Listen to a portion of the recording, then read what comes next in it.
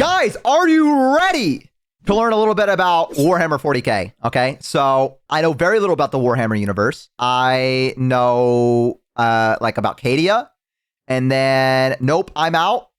Everyone say bye to that guy. That guy was like, I gotta get the fuck out of here. I know a little bit about Cadia and some of the races, but I don't know a lot.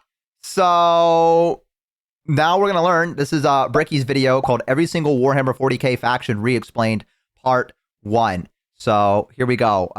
Let's get into it. Let's go.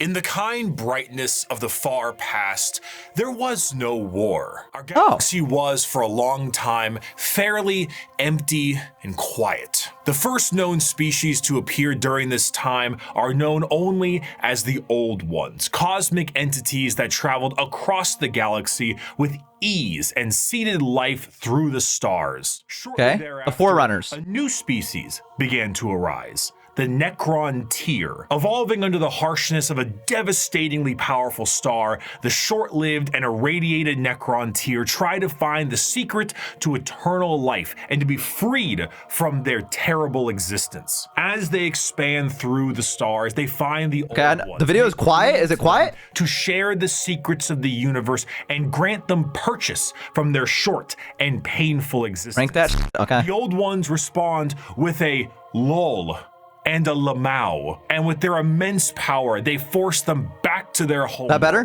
The Necron tier, filled with rage and hatred, make it their duty to get revenge on the Old Ones. A revenge that would come swiftly as a chance encounter with other gods gave them a solution. These other gods were known as the Votann, a race. Okay, I'm gonna be so real with you. I had to turn up the volume and I got lost.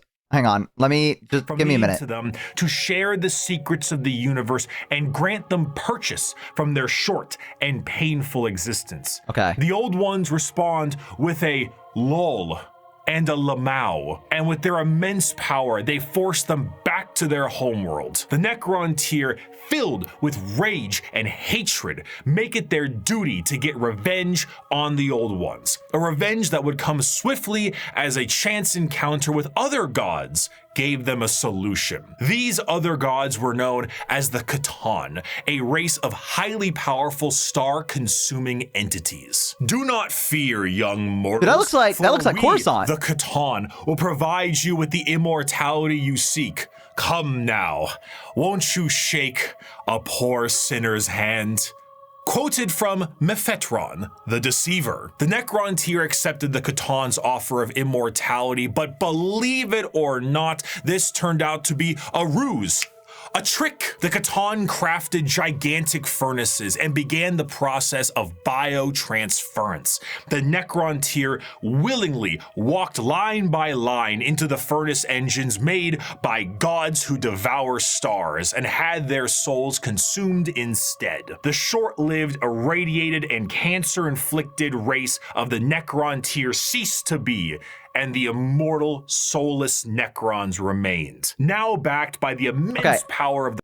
I have seen the Necron. I forgot what they were called, but I have seen them before. I think I saw them from Battlefleet Gothic. I think they're in that beginning section of it, if I recall correctly. So I have seen them before. I was not aware of their lore, but I knew what they were. So, okay, now I know. Now I know who the Necrons are. The Votann, kind of. The Necrons rally against the Old Ones, and the bitter conflict in the stars at this time is known as the War in Heaven. Despite creating various races and entities to aid them in this battle, the Old Ones are overwhelmed and eradicated down to the last, due to the sheer power of the Votann fat off the souls of the Necron tier, and with an army of unthinkable robotic slaves at their behest. However, the Votann are greedy, spiteful gods, and when there was no foe worth killing, they turn on each other. The Necrons then put their sights towards the Votann and lay waste to them. Wait a minute. Just to reiterate, they were losing in a war, and so the Votann, what they did because they were losing in a war was started to kill each other. Did I get that right? They said, damn, we're getting our ass kicked. What if we started killing each other? Nope. Did I get that wrong? Did I hear that wrong? Oh, they won the war. Oh, they were overwhelming. Okay, wait. So wait, what was he talking about? Okay, wait 1 second. Let me reiterate. The Votann and the Necron, are they... So the Necron are like slaves to the Votann? They're like the Votann like tricked them and then used them as soldiers? Or the Necron were going against them and we're still losing? Necrons fought the old ones, lost, came back with the Votann and easily won. And they did a bunch of infighting. They won and were bored, so they okay. Necrons got their ass beat after being betrayed. Okay, so what was he talking about with the army of like robots and stuff like that? He said an overwhelming force of like robots versus all the old races that I thought the Votann made. That's the Necron. The Necrons are the robots. The old one made the races. Okay. Maybe I heard different. Hang on. Behest. However, sheer power overwhelmed various races and entities known as the War in Heaven. Despite creating various races and entities to aid them in this battle, the old ones are overwhelmed and eradicated down to the last, due to the sheer power of the Votann fat off the souls of the Necron tier, and with an army of unthinkable robotic slaves at their behest. However, the Votann are greedy. Okay, okay, I get it now. The old ones were killed by the Votann and the Necrons. Oh, okay. So the old ones lost to them. Okay, that's where I got mixed up on. Okay, I thought, great. Okay, I'm glad I reiterated that because I was a little confused on it. Okay, I was gonna make a YouTube video out of me reacting to this. It might still be a thing. God, people are gonna hate watching this. I know there's gonna be someone that's gonna be like, bro, just listen. I'm so sorry. I'm so sorry. Please bear with me. Please bear with me. And when there was no foe worth killing, they turn on each other. The Necrons then put their sights towards the Votann and lay waste to them, securing their freedom. The once subservient Necrons now control their former masters. Worn out and weakened by these wars, the Necrons under their leader Zarek, the Silent King, lie dormant with a plan to eventually wake and reclaim control over the galaxy. Over millions of years, empires rise and they fall. The species created by the old ones have footholds over the galaxy, but on a pale blue dot in the thick of all this conflict, is that us? Humanity begins to evolve. And for the most part, the basic path of humanity's evolution remains the same as it is now for almost 15,000 years. Right now, in the 21st century, this is canon. You, right now, Twitch streamer reacting to this video, that's me, existed at a point in the Warhammer universe. Oh, I'm so sorry. Humanity's ambition and the power of their technology becomes unmatched, and the golden age of expansion begins. Humanity starts to branch out through the stars with powerful tools used for agriculture, mining, and expansion. Some branches of humanity would eventually settle far away from Earth itself, and around this time, the ability of humans are greatly expanded, and what we begin to know as psychers appear. But despite all the progress, things would begin to collapse. The machines created to aid humanity would turn on them in M23, an event known as the Cybernetic Revolt, and trade would begin to collapse due to the immaterial warp, aka actual hell, beginning to cause ruptures in space and time. These warp stones would separate humanity, and this would be what is known as the Age of Strife. The warp, a sea of souls, storing all thought, emotion, and the souls of those who have passed on, begin fluctuating into something terrible, as far on the horizon, something horrendous was brewing. You see, the warp isn't just a random assortment of chaotic energy. It is fairly well organized, thanks to those living in the galaxy. The warp itself acts as an afterlife of sorts, and the actions of the innumerable amount of creatures who live in the galaxy have manifested a pantheon of organized entities known as the forces of chaos. At my mouth open are three major entities. My mouth open streamer. Dude, if I'm gonna absorb the information in this, okay, I'm gonna have to keep my mouth open, all right? At least that means I'm listening, all right? Leave me alone, man. I'm trying to listen. So why did the robots rebel for humanity? Was that just a thing? Was it like AI taking over kind of thing? My slackjaw yokel streamer. That's so fucked up.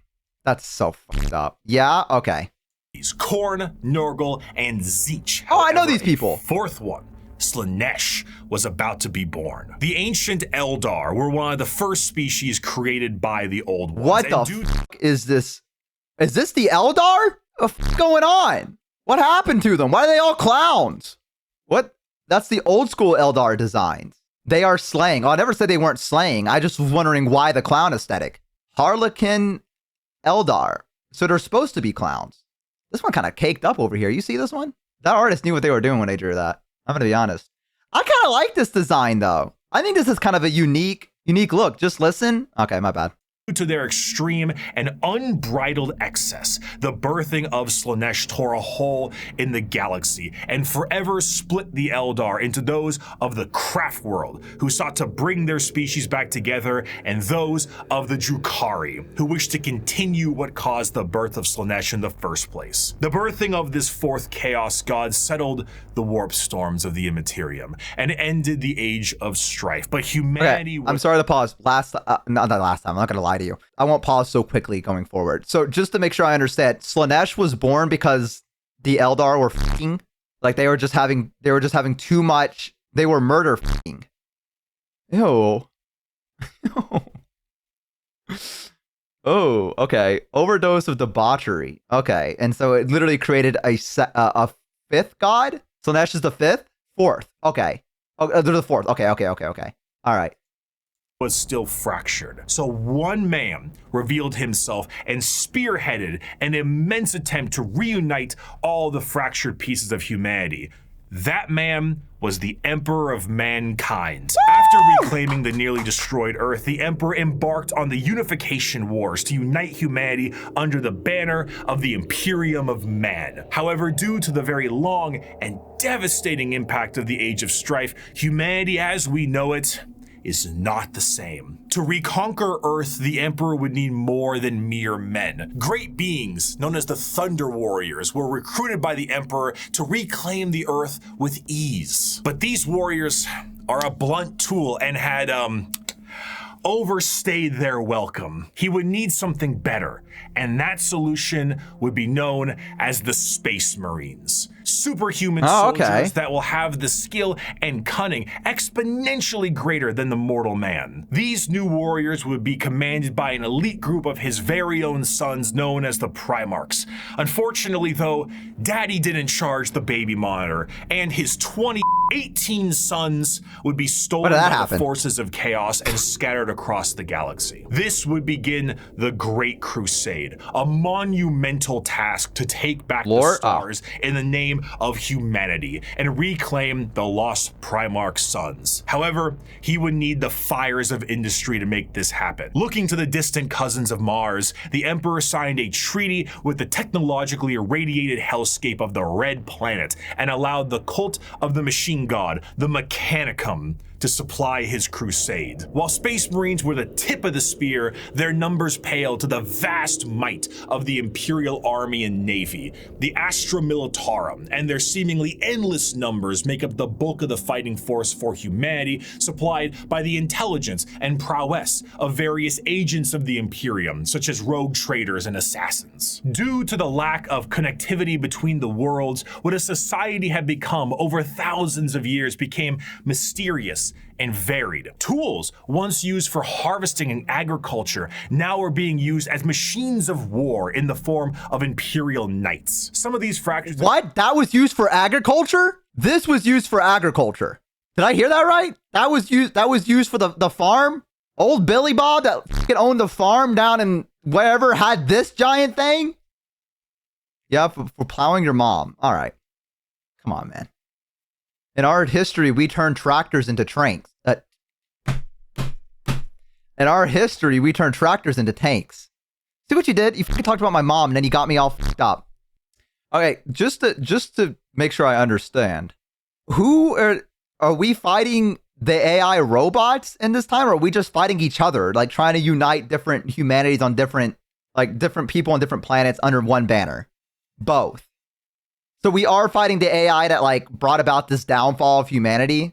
Like we're like wiping it out so we can, but we're also uniting the humans. Because I'm still, AI is gone by now. What happened to it? Did I miss something? Because it took over everything, right? At the moment we're fighting Xenos, Necrons aren't really back yet, and trying to unify humanity and get the Primarchs back home. The Necrons went to sleep. Okay. Humanity won. Oh, okay. So we already fought the AI and we won, but we're just like weak. Like we basically have been like brought to a dark age. Or like as big of a dark age as 40k can be, if you will. Because I guess they can go between planets and stuff like that. So it's not really like a dark age, but worse. Time skip, AI defeated. Yes, the age of strife. Okay. All right, I was making sure. And now the Emperor of mankind is trying to unify all the different humans on various planets under one banner. And that's where we are right now. Okay, I think I'm following now. Being used as machines of war in the form of Imperial Knights. Some of these fractures of humanity would even be changed further and become unrecognizable to the average human, with differences in size, skin color, appendages, cat ears, sometimes. Some would go so far to... What? There's no fucking way that Warhammer has cat girls. Is he memeing? Does Warhammer have cat girls? No way, I'm looking this up. Oh my god. You let one weeb into the studio, and this is what fucking happens. You let them into the fantasy world for a brief fucking moment, and they add goddamn cat girls to it. You can't escape it. The weebs are already in the building. Oh shit. Okay, well, Bo hates cat girls. I never said that. I was just surprised that Warhammer, a game that's touted as the darkest sci-fi game ever, has cat girls in it. Okay, that's all I was. You know what? That makes sense. To become their own galactic societies, like the miners of the Galactic Core and their immense supercomputers, forming the Leagues of Votann. After an incredible amount of effort and books, the lost sons of the Emperor would be reunited, and the Imperium of Man would be firmly established. This, however, would not last. Be it intentional or accidental, the Emperor would not reveal to his sons the true nature of the galaxy and the terrors of the warp. And this oversight would result in one of the most impactful wars in humanity's history. The favorite son of the Emperor, Horus, would fall to the powers of chaos and turn on his father. This betrayal, Arthas! This backstabbing, this heresy, this Horus Heresy would result in a split in the Imperium with devastating consequences. Half of the Emperor's loyal sons would fall to chaos and become the Chaos Space Marines, along with the forces of the Dark Mechanicum and the Chaos Knights. The conflict would result in the absolute obliteration of Horus and the physical death of the Emperor himself. The near-dead body of the Emperor would be placed on the Golden Throne to serve as a beacon of humanity and allow for the continued ability to travel the stars, protected by his most loyal, the Adeptus Custodes. The Imperium would be vulnerable during this age of rebirth, and Terra would find itself under siege by one of the most formidable species in the galaxy, the Orcs. As time went on and memories of the Emperor's vision began to fade, the Emperor would become less of a head of state and more of a religious figure, and the Imperium would change to reflect this. The leadership on a planet would be at the behest of the High Lords of Terra, and their actions would be courtesy of the incomparable power and authority of the Inquisition. The zealots of the Imperium would intensify and create a brand new era known as the Age of Apostasy. And this ecclesiarchal command of the Imperium would end up with one of the strongest fighting forces of Terra, the Adeptus Sororitas. Over time, this age would come to pass, and we would approach the 40th millennium of Warhammer 40,000. We made it! Woo! I think I understood. You guessed it, would come with its own form of problems. A primitive species once found during a recon mission would be able to evolve in relative secrecy for 6,000 years, becoming a highly advanced coalition of aliens known as the Tau Empire. And if the threats of the galaxy weren't bad enough, there are threats from outside. I asked my friend about the Tau, and he said they're the Weeb faction. That is what I was told. I was told that if you play Tau, you're a Weeb. And that is all I know about the Tau. So I'm eager to learn a little bit more about them to figure out why exactly they're weebs. I don't know if it's just because they use robots or whatever it is, The Gundams of 40k. Weebs in space. Cat girls and weebs. Galaxy. As a monster has begun to wrap its tendrils around the Milky Way, the Tyranids, monsters that serve a psychic hive mind and present tactics previously unseen in the Milky Way. Be it a direct assault with their monstrous bug-like presence or through the more covert gene stealer cults, the presence of yet another threat in the galaxy is proving to be overwhelming to the Imperium. In the 41st millennium, there is no peace among the stars. At any point, your life can and will be threatened by the Xenos races uncountable, or by the arch enemy of chaos within, or by the decroded terror that is the Imperium itself. It is to live in the cruelest and most bloody regime imaginable. Forget the power of technology and science, or the safety of promise and understanding. For in the grim darkness of the far future, there is only war. Whoa!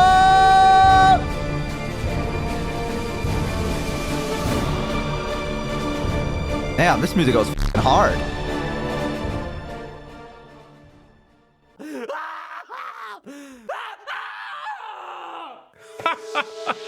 A fantastic job once again, Mr. Kurz, the Night Haunter himself. Oh, didn't you love that, my faithful audience? Once again, we have another criminal over the course of 6 hours break every single bone in his body. And with that, once again, our glorious leader has brought the crime rate to 0%. Always brought to you here on the Strawman News. I'm your host, Bricky. Thank you once again for joining us. Our top stories for tonight. The weather forecast appears to be rainy with extra dark, so make sure you pack those extra batteries for your lamp packs. And of course, let's not forget the fantastic gang violence problem we're currently having. Oh, I'm sorry, what's that? Oh, right, it's gone. Oh, I was about to say, I thought crime rate was 0. It's looking to be a chilly one tonight as well, so make sure your skin capes are nice and tight. My what? Wait, hold on, one moment. No.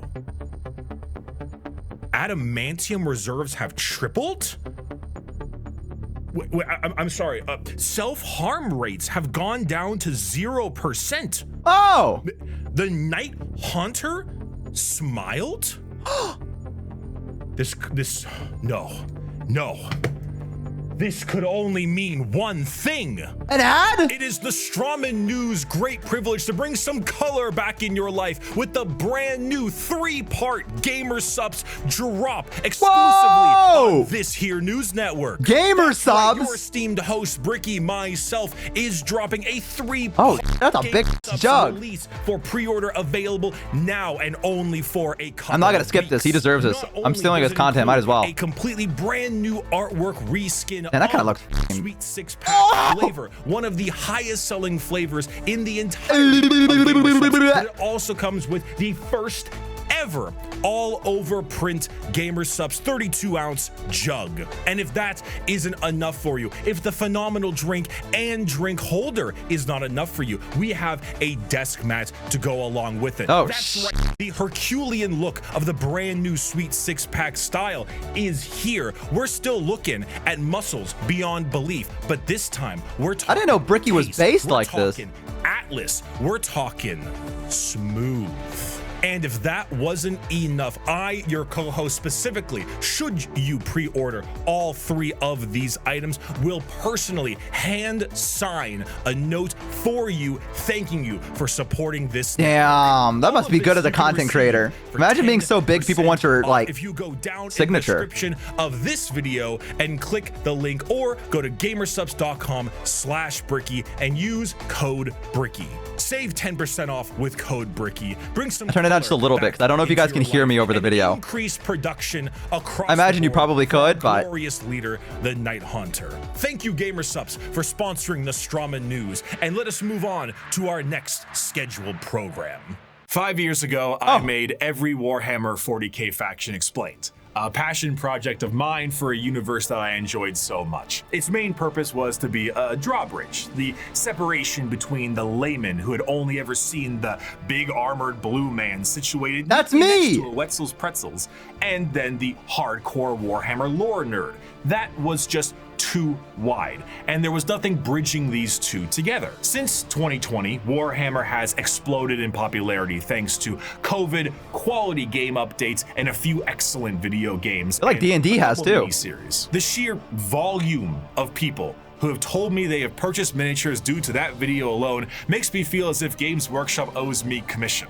However, that video is incomplete. I was not a casual fan, but I was also not a hardcore lore junkie. In the 5 years since that video's release, multiple channels have sprouted up, and the drawbridge between casual to the obsessed has never been wider or easier to traverse. Even I, myself, have been a part of Adeptus Ridiculous, a podcast teaching lore in a much simpler and condensed form. I need to watch that. I've learned a lot. Warhammer is so much more than just Spaceman shoots big gun. It has also grown substantially from its origins, being a Warhammer Fantasy spin-off just in space. Now, it is a black library filled with immensely deep characters, difficult themes, and even some tear-jerking stories. It is a backdrop for a million stories over a million worlds, and I did not see its true depth in 2020. But now, I'd like to share what I've learned. We just had a brief summary of the world and each faction that takes place during it.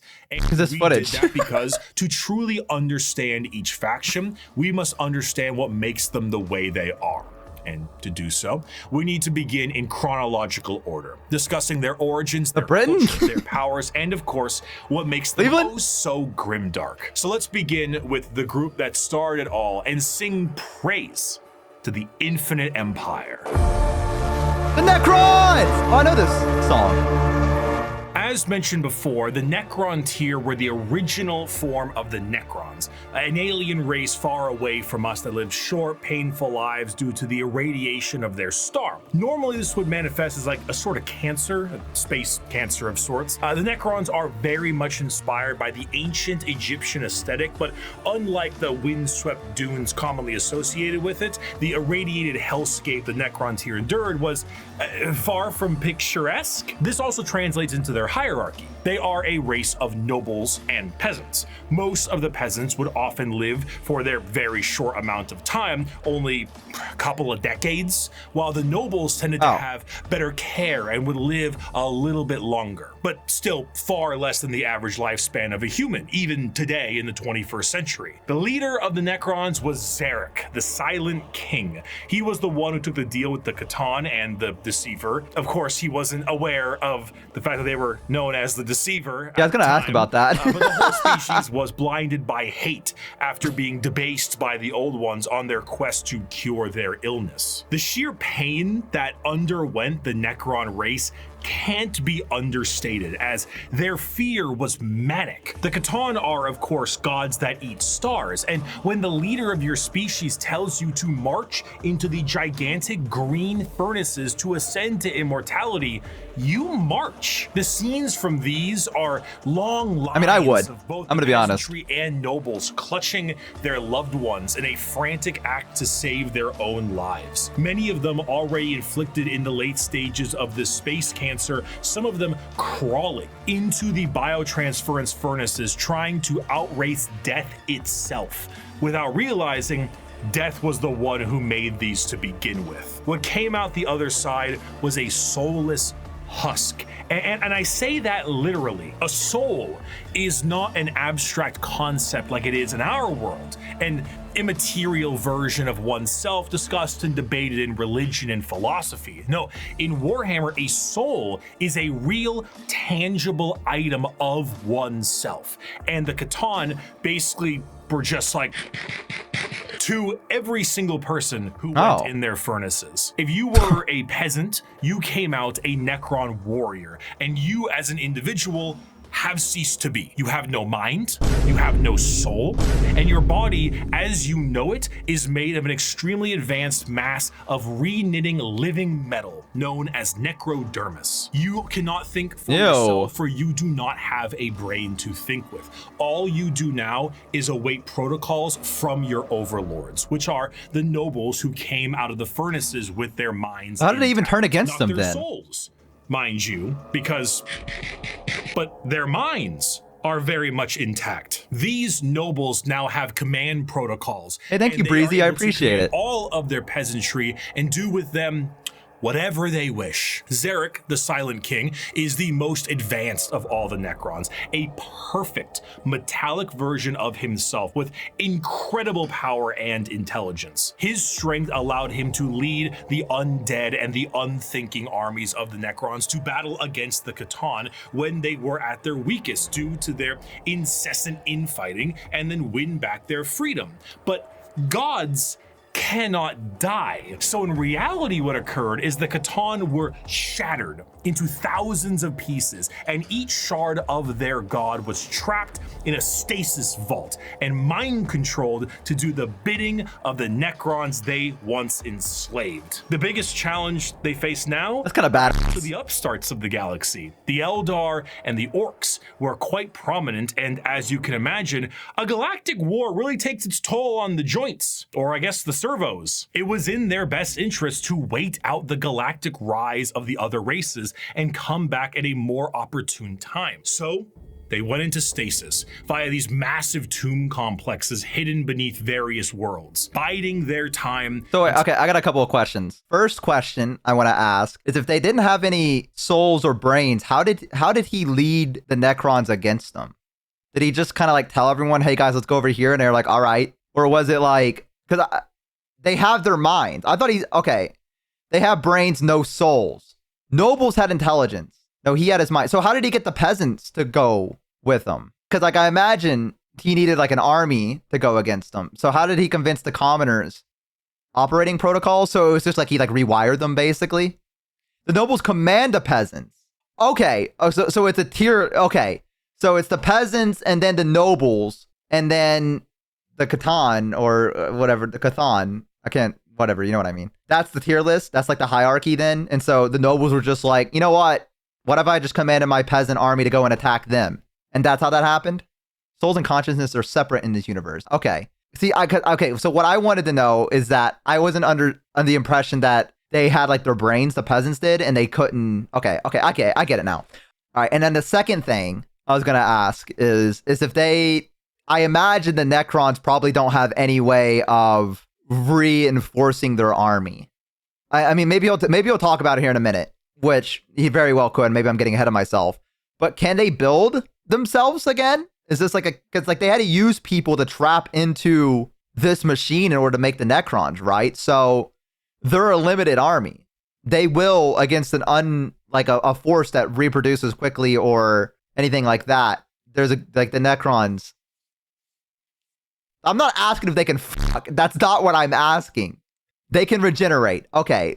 They can't reproduce, but they can regenerate terminus. I was not asking if they fuck. Okay, that was not what I was asking. So as long as they go into battle and they escape out of it, they can repair themselves and then be back on the front lines again. They teleport out when critically damaged. Oh, okay. So there's a good chance if you're fighting a Necron, I guess not a good chance, but there is a chance if you're fighting a Necron, it's one that you fought before in a previous battle that you may have defeated. So they just keep coming back. So that's like their endless resources. As long as they can keep coming back and teleport out, they can keep refilling the front lines again. So I guess the best way to defeat a Necrons would just be to keep pushing until like they can't come back. A nuke also works.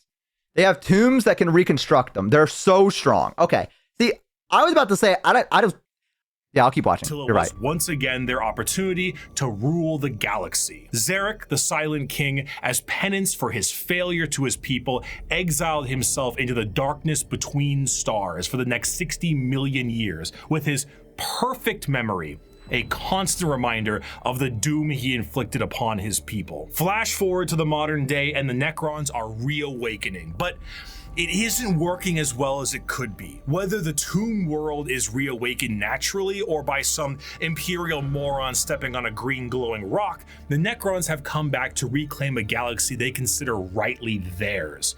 But 60 million years of hypersleep have taken their toll. Many Necron dynasties awake with systems unrestored and huge swaths of their population's minds completely lost. Necron nobles wake with various mental faculties compromised, sometimes exhibiting traits similar to excessive paranoia, schizophrenia, or even dementia. One notable Necron, Nemesor Zandrek, believes that he is still back on his home planet fighting off separatists and interlopers. See, Oberyn, the separatists come, attempting to outflank me as they did at the 4th Battle of Vindach. How they calculate that daubing themselves green and roaring like savages will produce a different outcome, I cannot fathom. But it is of no account. Ready, my legions. Another glorious victory shall soon be ours. Okay, I like that though. I like that gives them all different personalities in a way. Like, it makes them unique, you know what I mean? It's not just, I'm general number 5.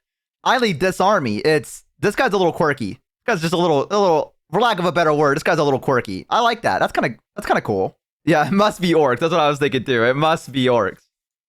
Individuals such as the esteemed Imhotep the Stormlord seek to usurp the newly returned Silent King for rightful ruler over the Necron race, believing his time has come to an end, while scientists and archaeologists like Trazen the Infinite and Orikin the Diviner spend thousands of years bickering over artifacts and petty squabbles. Truly, the Necrons are a faction of unthinkable, unimaginable power, held back entirely by their own hubris. And wait a minute, isn't that kind of like the same thing that the people they overthrew in a way? Isn't that kind of like a weird irony, right? It was the bickering that eventually, oh, it's a common theme between everyone? Okay, I mean, I can imagine that. It is Warhammer. I don't think the factions are all united under one banner. I'd imagine everyone's trying to kill each other in one way or another.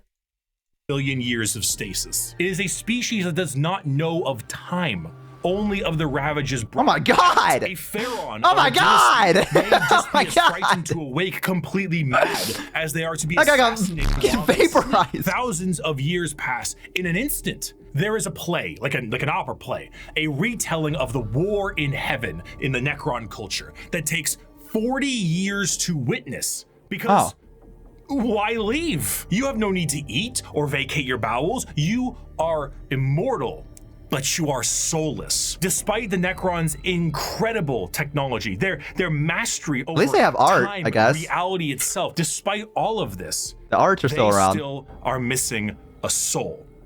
And therein lies the biggest struggle. Most Necrons look to conquest the galaxy, kill the interlopers like the humans, Eldar, and orcs that scrape at a fraction of their power. But the end goal for many, including Zarek himself, is to return the souls to their bodies, to undo the horrible fate he cast upon them. This is not the interest of all. Many simply wish to rule their dynasty with an iron fist and kill all they consider unworthy. But to many others, it is to undo the decision that doomed them all. Before they can do that, there is a pest that needs exterminating. That is the fundamental understanding of the Necrons. They are so hyper advanced that their science borders on magic. They play with the fundamental aspects of reality and time. Their mastery of the physical galaxy is the strongest in the universe. Their weapons reduce people to the barest molecules, and they have devices capable of causing stars to supernova. They are unfathomably difficult to kill, as if you do fell one of their number, the living metal reknits itself and the reanimation protocols allow it to come back alive once again.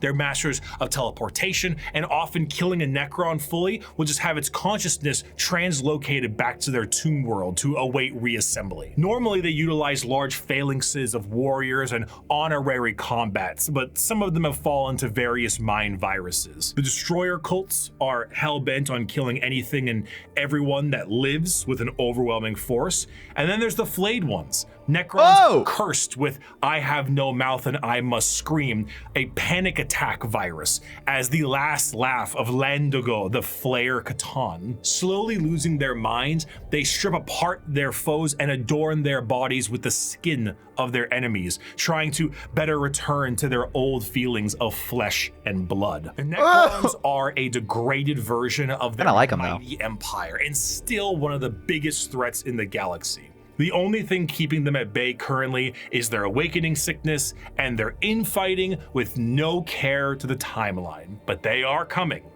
and slowly they plan to rid this galaxy of the vermin that inhabit it. My people shackled the stars and broke mortality when the species you sprang from had barely left the slime pools it spawned in. Ew. Our wars burned reality, and the dominion of our kings is without limit. The ground you tread on is not yours, it is ours. War in Heaven was a catastrophic time for the galaxy, and as stated in the above quote, burned reality.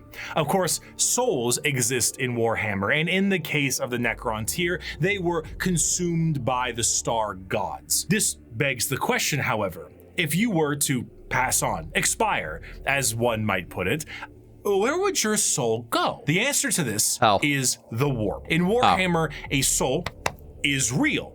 And so is hell, the afterlife, the Imperium, so I would go there. the Sea of Souls, the Imperium. All of these names refer to the dimension parallel to our own, known as the warp. Now, the warp is not like our reality. It does not follow the classic normalcy of time and space. It is defined as the Sea of Souls, and it acts like this in a more literal way than you can realize. To imagine the warp is to imagine the sea itself. Hell is real, and you can surf on it. It has a current and can become more dangerous depending on where you go and how bad the weather is. As the Immaterium is a reflection of our reality and of our souls, all thoughts, all emotions, all feeling that goes with a soul is passed on into the warp. If an entire planet decides it's going to engage in a blood-fueled rampage of murder and gore, then the warp around that planet will be affected in a similar manner. It's not something that you can see. It is a parallel, not perpendicular dimension.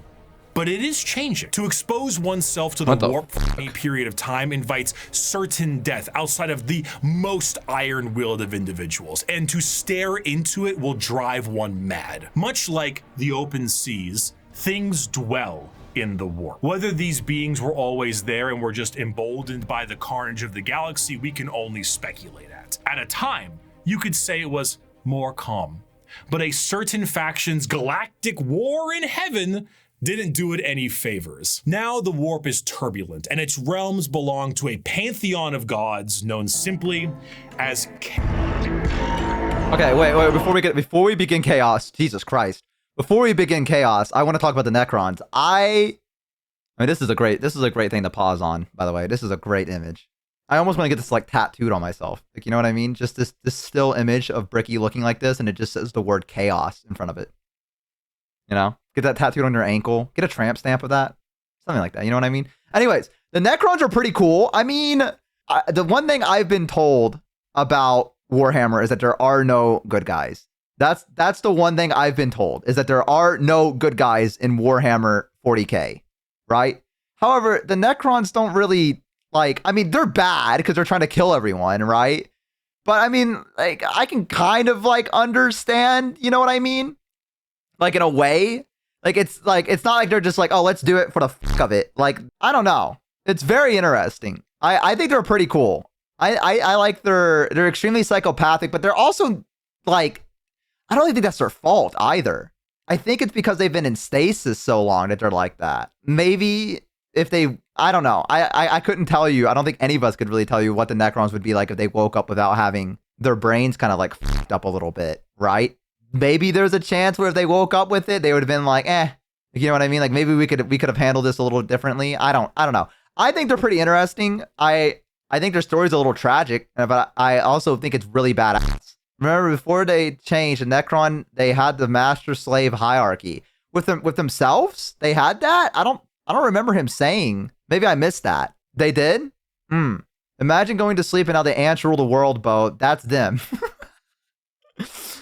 What the fuck are all these ants doing in my kitchen, dude?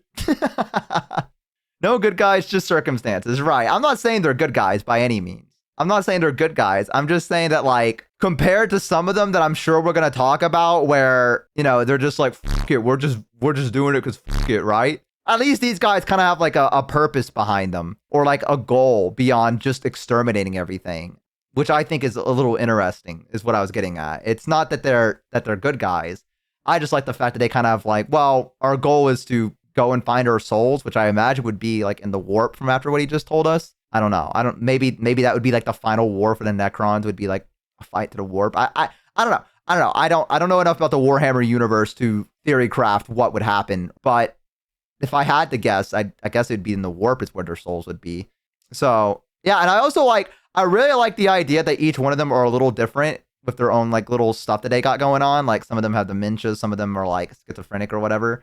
I think that's kind of an interesting concept for some of the generals, or the fact that they're like leading, like the one that he said where he's like, I don't know why they're dabbing themselves green, right? I think that's cool. I like that they're, because I'm sure there's going to be other generals in the Warhammer universe as well that are gonna like, you know, they have their own characteristics and their own like little traits. But I don't know. I think it can make for some pretty funny Necrons, or pretty interesting ones. I like them. I like the Necrons. I think the Necrons are really fucking cool right now.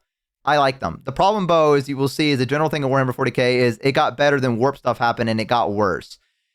Yeah. I mean, from what he told me about the warp, that sounds, I mean, we're about to learn about chaos, so you're probably going to be right about that. But I like them. I think I knew nothing about them. All I knew about the Necrons were from Battlefleet Gothic, which is where they showed up and I said, oh, that's a cool little guy. I think that was my takeaway from seeing him in Battlefleet Gothic was, that's a cool little guy. I think he was in there. He popped up. Had no idea what they were doing or what they, you know, what their purpose was or anything like that. I just thought they were a cool design. So now that I kind of know them, I think they're even cooler. Some Necrons have different goals. The Infinite, who is just a kleptomaniac who likes to collect stuff into his museum. See, I think that's kind of cool. I think that's cool. Cool little guys. All right, let's learn about the chaos. The forces of chaos are beings that serve directly under their patron deity. There are 4 current gods of chaos at the moment: Khorne, Tzeentch, Nurgle, and Slaanesh. Each of them represent various facets of and emotions of sentient species. By the way, I think if I recall correctly, I was looking at old Babylonian gods on Wikipedia, as you do, or maybe it was Sumerian or whatever like that. And one of them is literally called like Nirgal. It spells with an E instead. Yeah, Nirgal. That's what it was. And I was like, oh, that's where they got it from. And I think he's like literally the one of like disease or death or something like that. And I was like, oh, so that's where they got that from. That makes sense. You know, the more I learn about different fantasy worlds, the more I learn that everything just steals from everything else. Like World of Warcraft steals heavily from different stuff. And I didn't really think about that. Because I'm so particular about my D&D world where I'm like, I don't want to take any ideas from something else because I don't want to be called like a copycat. And then like half the big franchises of fantasy are just taking from stuff. They're just taking from like from each other sometimes. And it's very interesting. They will defend their stolen ideas till the end. History doesn't repeat itself, but it rhymes. Yeah, I noticed that yesterday. I think I was reading about it and I was like, like for some reason I thought the Nurgle was like a name they came up with themselves, and I was like, that's such a cool name. That, you know.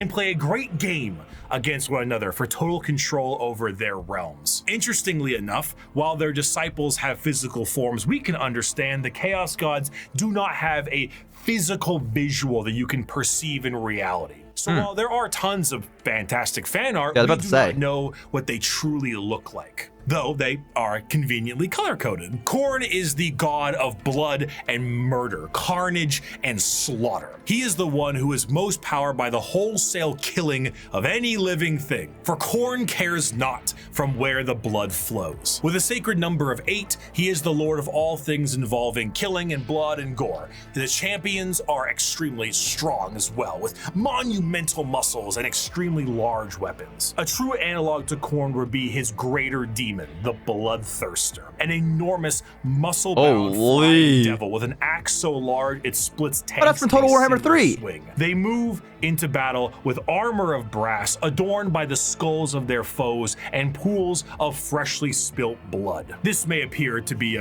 quite frightening, of course, demonic, one might say. But in the world of chaos, all emotions feed one of these gods in one way or another. If you were to define Khorne with single words, you would use blood, carnage, murder, skulls. But you'd be missing out on important ones like strength, honor, prowess, courage, and skill. Khorne is not just about the wholesale slaughter of people. He is about the honor and power of martial combat. The true strength there is investing someone in physical strength and skill. Of course, a murderer would be someone who would feed Khorne, but a soldier could feed Khorne. A martial artist or professional fighter could feed Khorne. A warrior, good or bad, feeds Khorne. A diplomat does not. A premier soldier does. A GoFundMe does not. This is what leads many mortals down the path of Khorne, for he will bless those that bring him enough skulls. And in a world this destructive, there are many ways to reap a high tally for him. Prepare the dread claws and unchain the mad ones. Glorious battle awaits us today, for the world below has refused to surrender.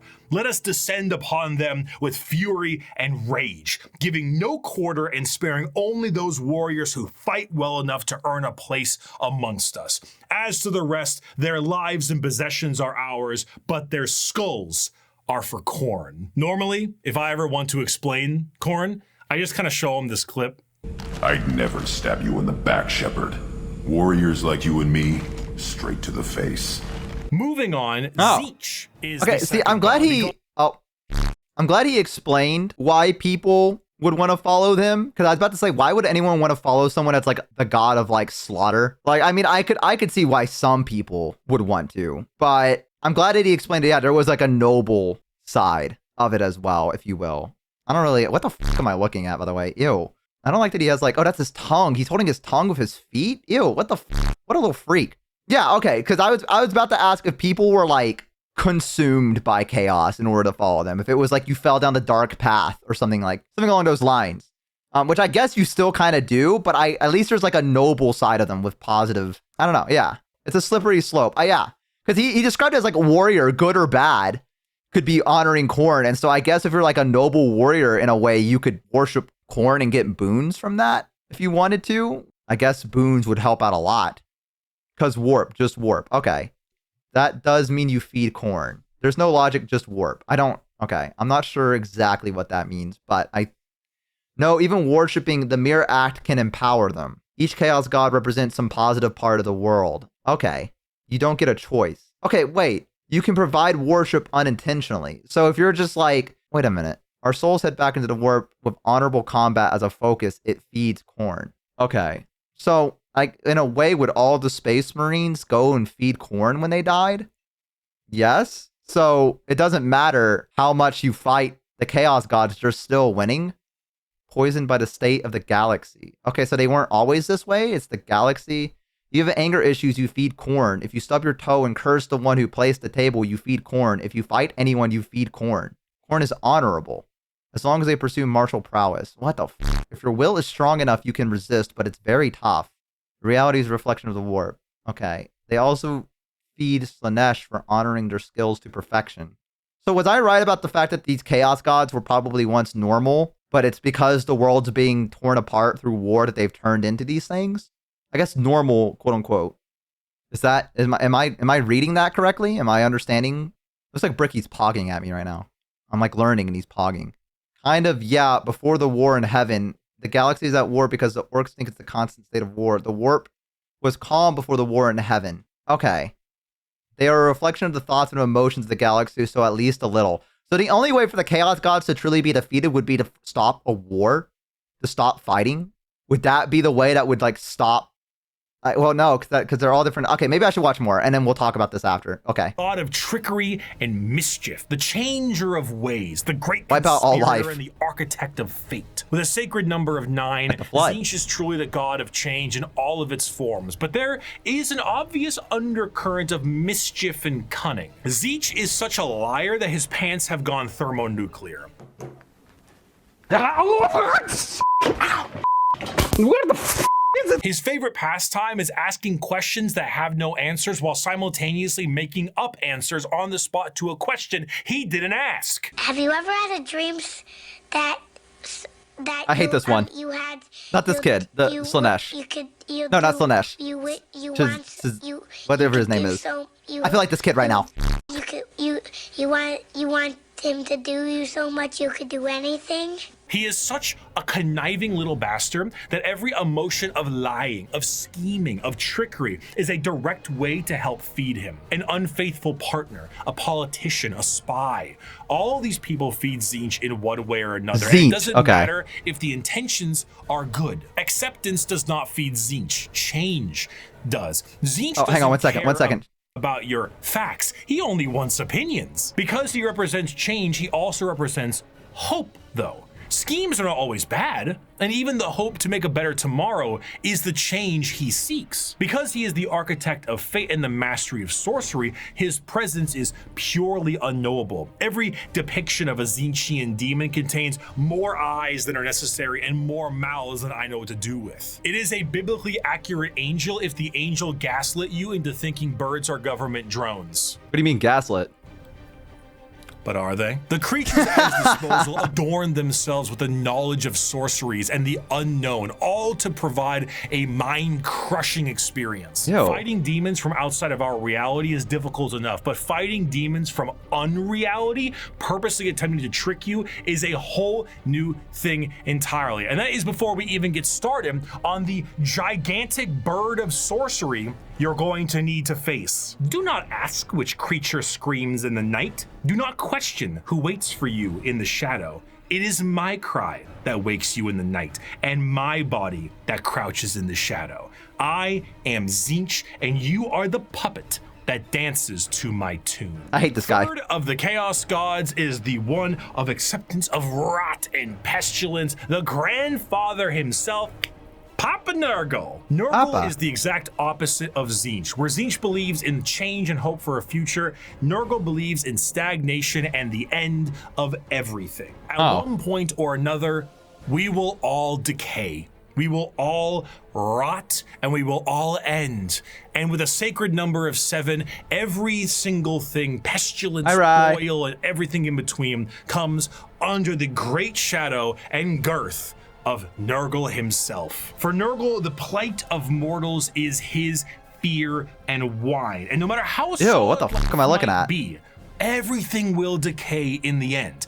In the creation of life, there must be an end to that life. And nobody has more creations to end lives than Grandfather Nurgle himself. Every boil, every blemish, every pus-filled wound and disease, every rot and every plague is kept and concocted by Nurgle. This, humorously, keeps Nurgle as a jovial god. He is full of life and laughter, and by creating as many diseases as he possibly can, he shares that joy with mortals. I mean, his envoy is the great unclean one. And look at how happy he is.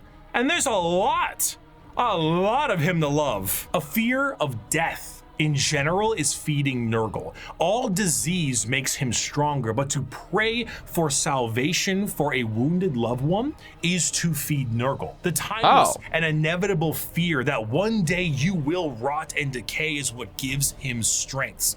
The Peloton won't feed Nurgle. Licking the doorknob on a public bathroom certainly does. However, should you embrace your grandfather's gifts, you may find an end to your pain. Maybe. All mortal followers of the Chaos Gods found themselves there in one way or I'm gonna be 100% with you. I feel like I would not trust a guy that is pus-ridden to give me true salvation from my fear of death, for fear of what I would become after. Like, I feel like that would scare me more than if I was just like a rotting corpse. You don't get a choice. Chaos picks for you. I don't know who the fuck I'm gonna feed when I die. He can make you immune to pain. I guess if you don't really give a shit what you look like. Like, if you don't give a fuck and if you're immune to all, like, the diseases that are racking your body, then I guess, like, I really wouldn't give a fuck. Like, what Nurgle does to me, Papa accepts you what you are, though. I don't really get that vibe from him. Everyone keeps saying that, but I don't know if that's... I didn't really get that vibe from him. The best part about the Nurgle faction is that your comrades aren't trying to kill you. I imagine that Khorne's faction is probably killing each other pretty consistently. Tzeentch, I don't know. Tzeentch, I already forgot the name. I'm so dumb. I feel like, you know, at that point you will become so lethargic. I guess so. Yeah, it's backstabbing, right? I guess if you want to feel safe to a degree, I guess Nurgle maybe. I don't know. I don't know why I'm trying to like decide which one. He's all for stagnation, so don't change, bestie. He's not gonna like where I'm at now. I'm gonna be honest with you. Chaos can control your mind. You can't always choose if you want to follow it or not. Okay. Is definitely killing you. Oh, Nurgle is brainwashing. Till some elf wizard turns off your pain resistance and makes you self-aware. I hope that doesn't happen in real life. The nerd faction just prank each other. He accepts you wherever you are. He is everyone's grandfather. All right. Your shower praises Nurgle. Come on, man. My shower ain't that bad. or another, either through the direct worship or the slow corrupting of their souls. But those that take Nurgle's gifts and embrace the decay of their bodies may end up being chosen among his few as a faithful servant. In doing so, you will be free of the pain caused by Nurgle's ailments, and you may even find yourself just as jovial and happy as he is. Oh, so you're happy. Maybe. His enemies shall wither and die. His allies shall wither and die. The universe and all within it shall wither and die. And when the great corruption has settled over the land and permeated the very foundations of reality itself, then shall the Lord of all rise from the rot and ruin, spread his arms wide to reclaim all of his dutiful children. Those were the three major chaos gods for a very long time, emboldened by war and death on a galactic scale, ever present, but now fact on the suffering of a galaxy. One race, for a while, was able to elude the pull of chaos, an advanced race of psychically attuned aliens whose master over the physical world was so strong that chaos could not glean from them the morsels of power they once had, or so they couldn't, not for a long while. 60 million years ago, in an attempt to combat the Necrons in Votann, the old ones made a new species. Look at these outfits. With innate power in the warp and the ability to harness Who you call it a pinhead? Mastery that was unseen by so many others. A mastery so powerful, the Necrons retreated to sleep in order to wait it out. It was no longer a galaxy to be ruled by them, but instead begin the age of the Eldar! All right, so that was, these guys again. Damn. Okay, the Chaos seems pretty cool. I imagine later he's going to get into the faction of the Chaos Space Marines, because I'm kind of curious to see how each one of them kind of came to be to worship these particular Chaos gods. I think that's going to be very interesting to see. Time to read the Horus Heresy. I'm sure he'll explain a little bit of it, right? So humans don't even exist yet. Probably for the best. All right. I mean, the Chaos God, I mean, I'm still partial to the Necrons right now. I think Nurgle is the one, and I don't know. It's either Nurgle or Khorne, but I also feel like, I don't know, at least you're happy when you're around Nurgle. Maybe you're happy.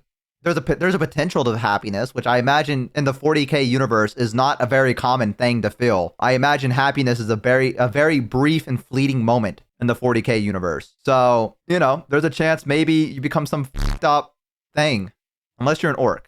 I'm very excited to hear about the orcs. I want to know more about them. I like them from Total Warhammer 3. Pointed-eared humanoids that are all psychically attuned to the warp. If we're being meta here, these are space elves, and these elves ruled the galaxy in the time the Necrons went to sleep and humanity began to rise. The Eldar's empire was galaxy-wide and lasted for longer than any other galactic power that we know of. Their understanding of all things was exceptional. With every single one of them being psychers, they had the ability to master the warp and use it to their advantage. See, being a psyker is basically like being a wizard, or I guess in this case it's more of a sorcerer, since you are born with the gifts as opposed to learning them. In order to utilize your psychic abilities, however, you must then reach into the other dimension, into the warp, into hell for that power. So if you were to say, cast Fireball, your mind watch out! Reach into the warp. That thing's lumbering. Gather the strength to rewrite reality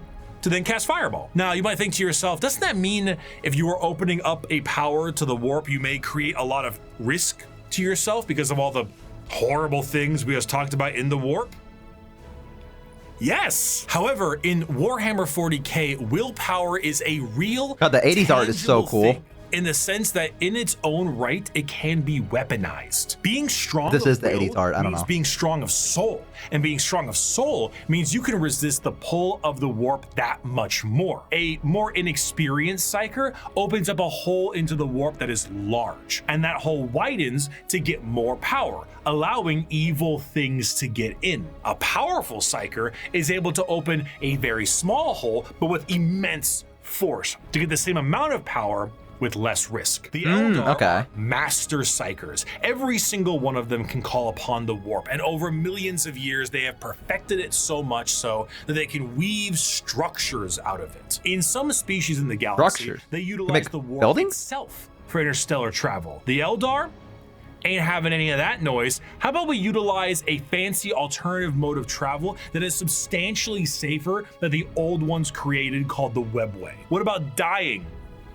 Miss me with that. We no longer age. And if we do, we can just be reborn like that. Food, water, materials, we make things out of distilled warp essence itself. Yeah, they're living good. Reality into cathedrals to dine in. What truly could the Eldari Empire possibly fear? Life is good.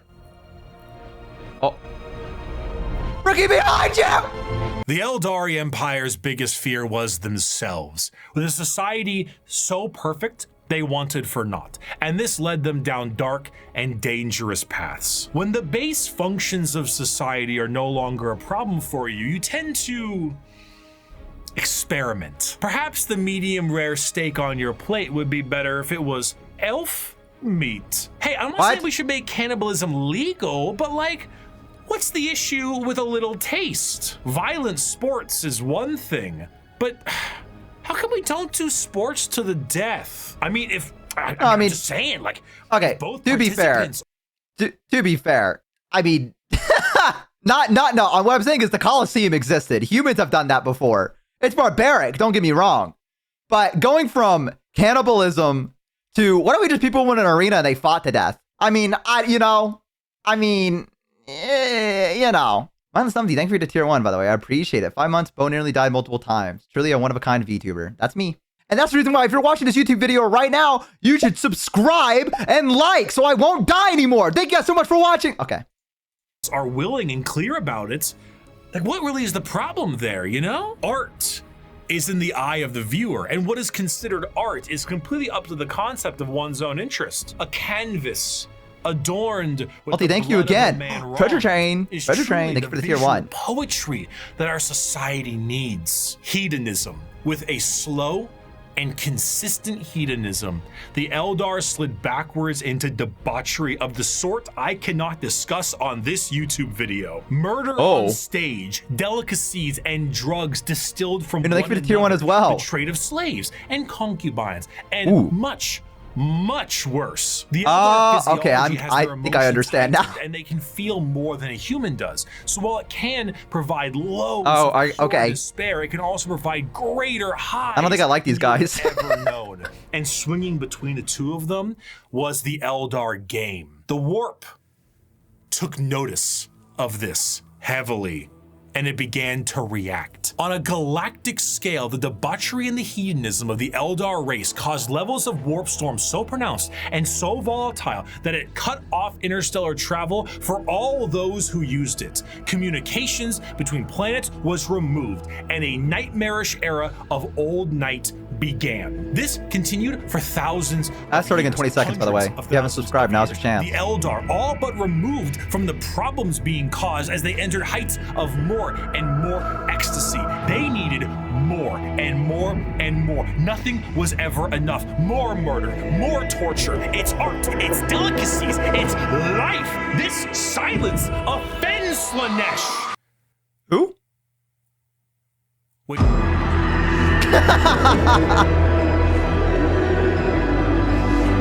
Slaanesh, the prince of pleasure, she who thirsts, the god of unspeakable excess, is our 4th chaos god with the sacred number of 6. That thing's hitting a hookah pipe. Slaanesh is a bit of a tricky one, because with our other 3 chaos gods, there was a certain understanding of human emotions and desires. But for Slaanesh, that desire is how they get their power. The words to be used would be decadence, pleasure, perfection, passion, excess, and many others. The pursuit of more, the want to do more, experience more, become more. That's what gives Slaanesh their gifts. A lot of people believe that Slaanesh is something that originates with sex, specifically, and it makes sense why they assumed that. The visuals of Slaanesh patrons are all that's what I assumed, and what I've been told. They are also intentionally androgynous to appear attractive to a variety of intrigues. However, to think that Slaanesh specifically derives from that's the gayest imaginable. However, you're not going to show me that? think that Slaanesh specifically derives from sex would be mistaken. While it is true that a lot of humanity's actions can relate to getting laid, and Slaanesh is the dark prince of desire, it's more on the lines of feeling an excess of an emotion. It is excessive touch and do scent tricks on and it. desire. What the fuck? That has to do with sex. That's why it looks like sex, but it's more than just that. A patron of the arts may feed Slaanesh, one that aspires to become the perfect chef or master of their craft, and the sheer pursuit of that alone will feed Slaanesh. Whiplash is Slaanesh's absolute favorite film. Videos where people beat Elden Ring on a dance pad feed Slaanesh. There are no two words in the English language more harmful than good job. But is there a line? No, man, no. This also moves into the concept of feeling. Sensation is a majorly Slaanesh-coded thing. It might start off feeling good, but then you get to play around a little bit, you know? You play with a little bit of pain. Light pain might not be enough, so you might want more. Or inflicting the pain could be your jam. Thank you, Rye. Music can increase to volumes that may hurt your ears, and even then that might not be enough. More. You thank you as well. Have more. Many of the disciples of Slaanesh carry a demonic form in their lithe grace. The keeper of secrets is his chosen envoy, and their movements are a blur of dance and pain with an aura all the more fatal. They dance and sing, but there's always a form of malice behind every action they take. An alluring gaze that will pull you in right before the demonic entity can crush you in that grip. Slaanesh's palace has 6 layers surrounding it, and one of them is the excess of gluttony, where the participant finds themselves in a beautiful banquet full of the most delicious foods imaginable. Tables of delicacies and rivers of wine tempt the user to such a degree that they cannot stop stuffing their face, unaware that the things they are eating are very vaguely familiar meat. If one does not see themselves drowning in the river of wine, they may soon fill their bodies up so much that they cease to function and fall over, becoming part of the banquet themselves. That is one of these 6 What does this thing say? of Slaanesh's palace. Feederism. What the fuck was that? To see that the Eldar civilization indulged in for millennia, and did so at a monumental scale that they create a god from it. Find pleasure in every moment, indulge in every whim. Let lesser races feel the burden of their crude lives. We are beyond such concerns or worries. Every power is ours to use, every sensation ours to experience. We are truly masters of the galaxy, and all others exist only to satisfy our curiosities. We have earned our position of power. Let us forever taste the fruits of such achievement. Time itself is ours to command. We are eternal. Oh.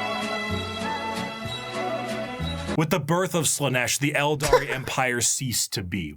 A catastrophic event so horrible They gooned too that the hard. warp ripped a hole permanently in our reality, a fissure forever known as the Eye of Terror. With the sudden inhalation of this god's largest breath, the Eldari souls are a currency to be now collected by she who thirsts. Trillions of Eldar died in an instant. Slaanesh gorging on their souls to satisfy his palate. 99.9% of their entire species died, and the rest are doomed to a fate worse than death. For Slaanesh now stakes a claim on each and every Eldar soul. From the moment they pass on, an eternity of torment awaits them. The remaining Eldar devote their entire lives to stopping this eventuality. Their dying race so devoted to saving themselves from the Dark Prince, and in doing so, have found very creative ways. Okay.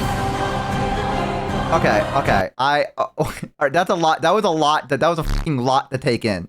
The Eldar gooned too hard and created a chaos god that destroyed 99% of their population. Is that what I'm? Is that the lore that I'm getting? Yeah. Yes.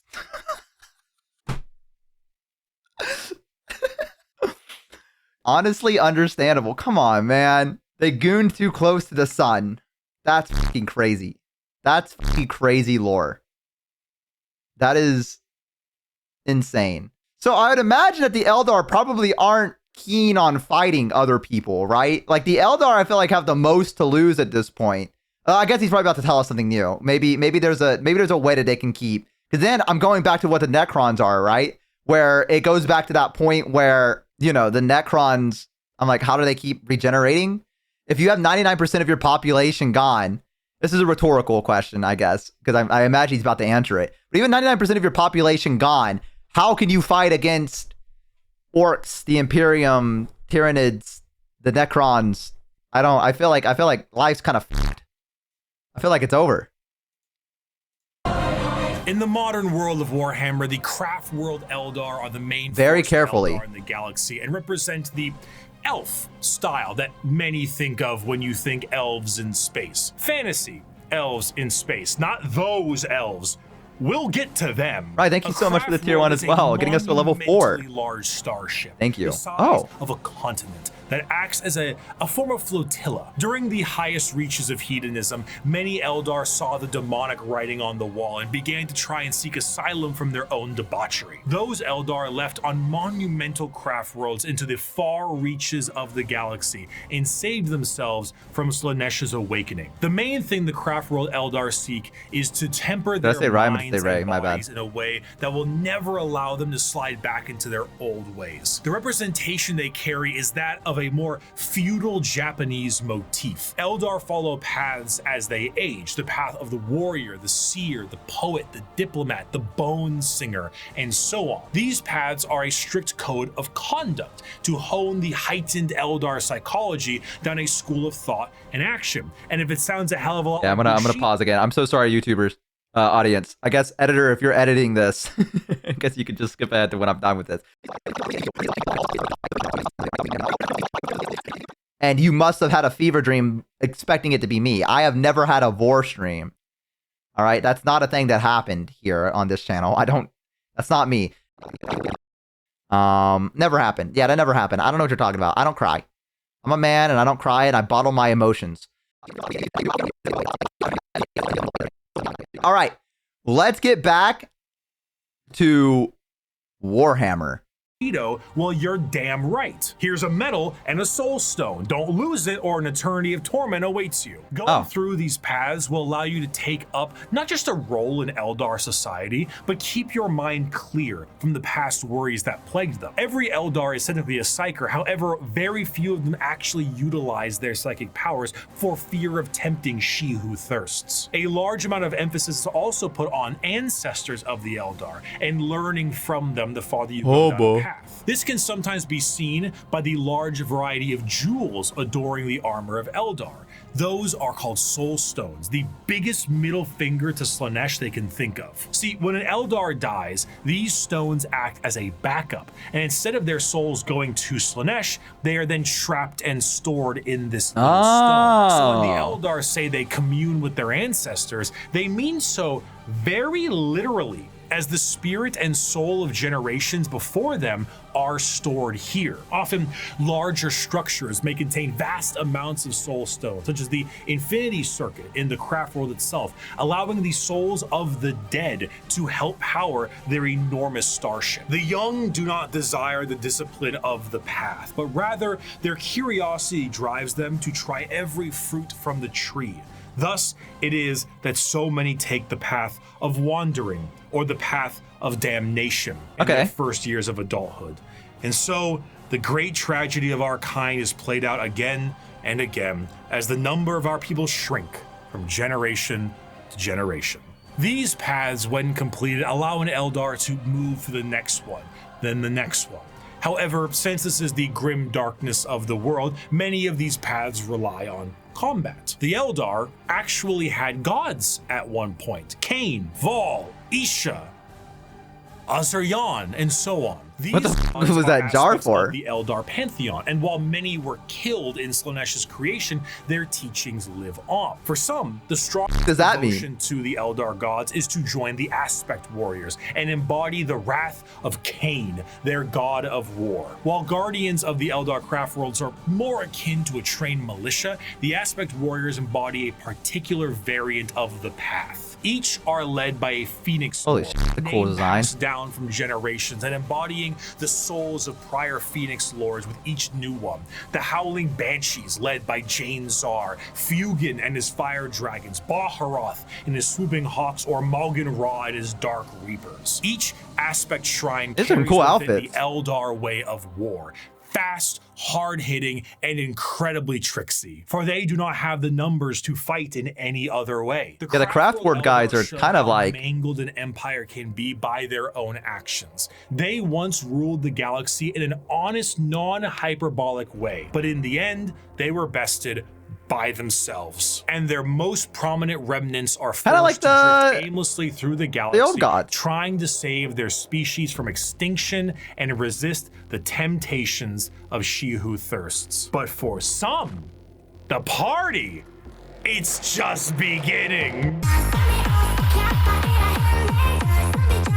Deep within the webway is the city of Commerce. That's quite hard. This dark city once existed as a port in the webway that allowed for ease of transport for the Eldar between its various domains. I want the remix of that. The significance of this city meant that it needed to be a bit more of a neutral territory outside of the I need to pause real quick. I didn't even talk about the craft word Eldar.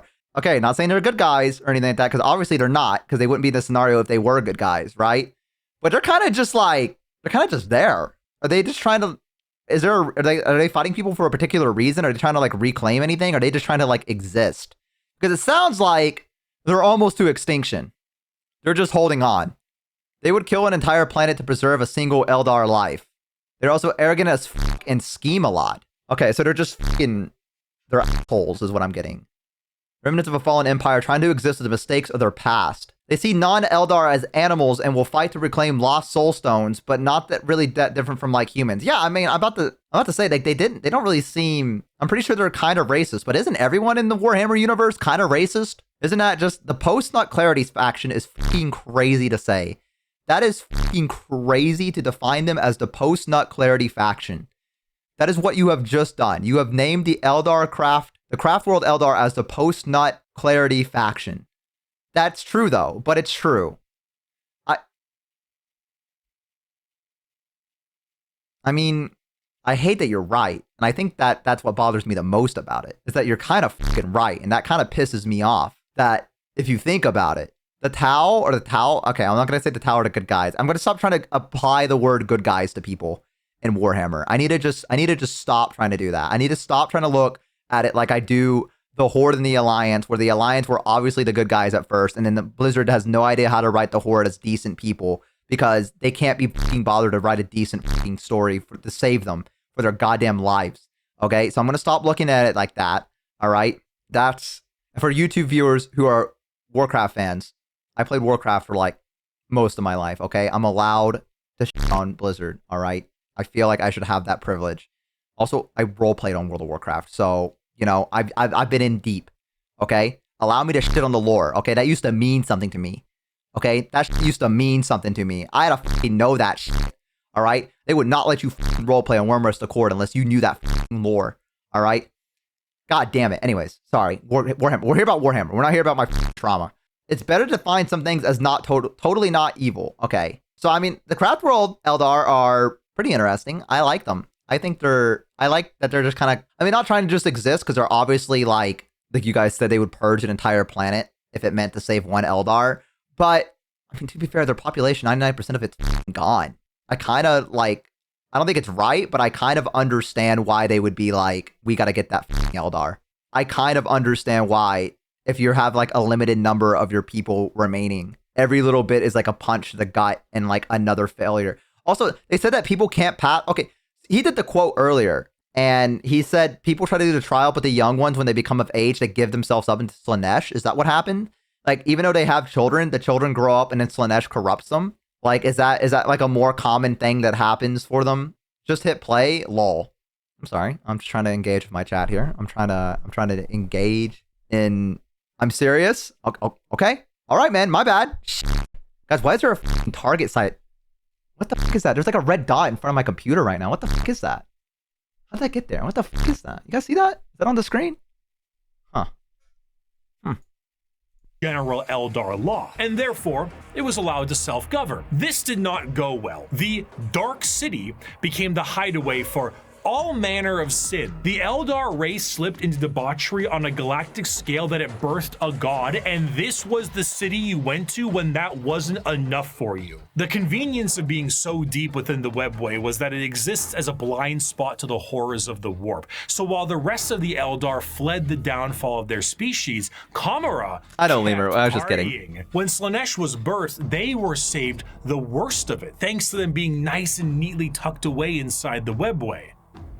But only somewhat. The Dark Prince did not have a grip around their soul, but the tiniest pinky finger, and they were still pulling. But due to their excess hedonism, they found a solution to this problem. If they tormented others, they could temporarily rejuvenate their souls and continue to cheat their inevitable death by placating the Prince of Pleasure. And if they kept this up on the regular, they could effectively become immortal. Thus, the Drukhari were born. Unlike the more stoic elves you see in works of fiction, the Drukhari themselves exist as a sort of analog of the more grim and fiendish elves you find in Norse and European mythology. Okay. The Drukhari are soul vampires, but the more basic means to feed are hardly enough to keep them going. This desire to feed is known as the thirst. Damn, that's a devious laugh. They have mastered the art of biotechnology and dark sciences to really juice themselves up on the crispy soul sprite from the vending machine called the Galaxy. The majority of Drukhari act as pirates and raiders and slavers. They go into our physical reality and drag people back to Kamara to commit atrocities that go beyond any imaginative torture a human can think of. The Drukhari are organized in various groups throughout the Dark City to accomplish this in a more organized. I'm gonna be honest with you. If I was a Astra Militarum, which I think are the foot soldiers, if I recall correctly, for the Empire, and I saw a Drukhari raiding ship come in and we were fighting and they said it's a lost cause, I'm shooting myself. Yeah, I'm going to be honest with you. The moment they said they boarded the ship, I'm going, well, they're going to take me.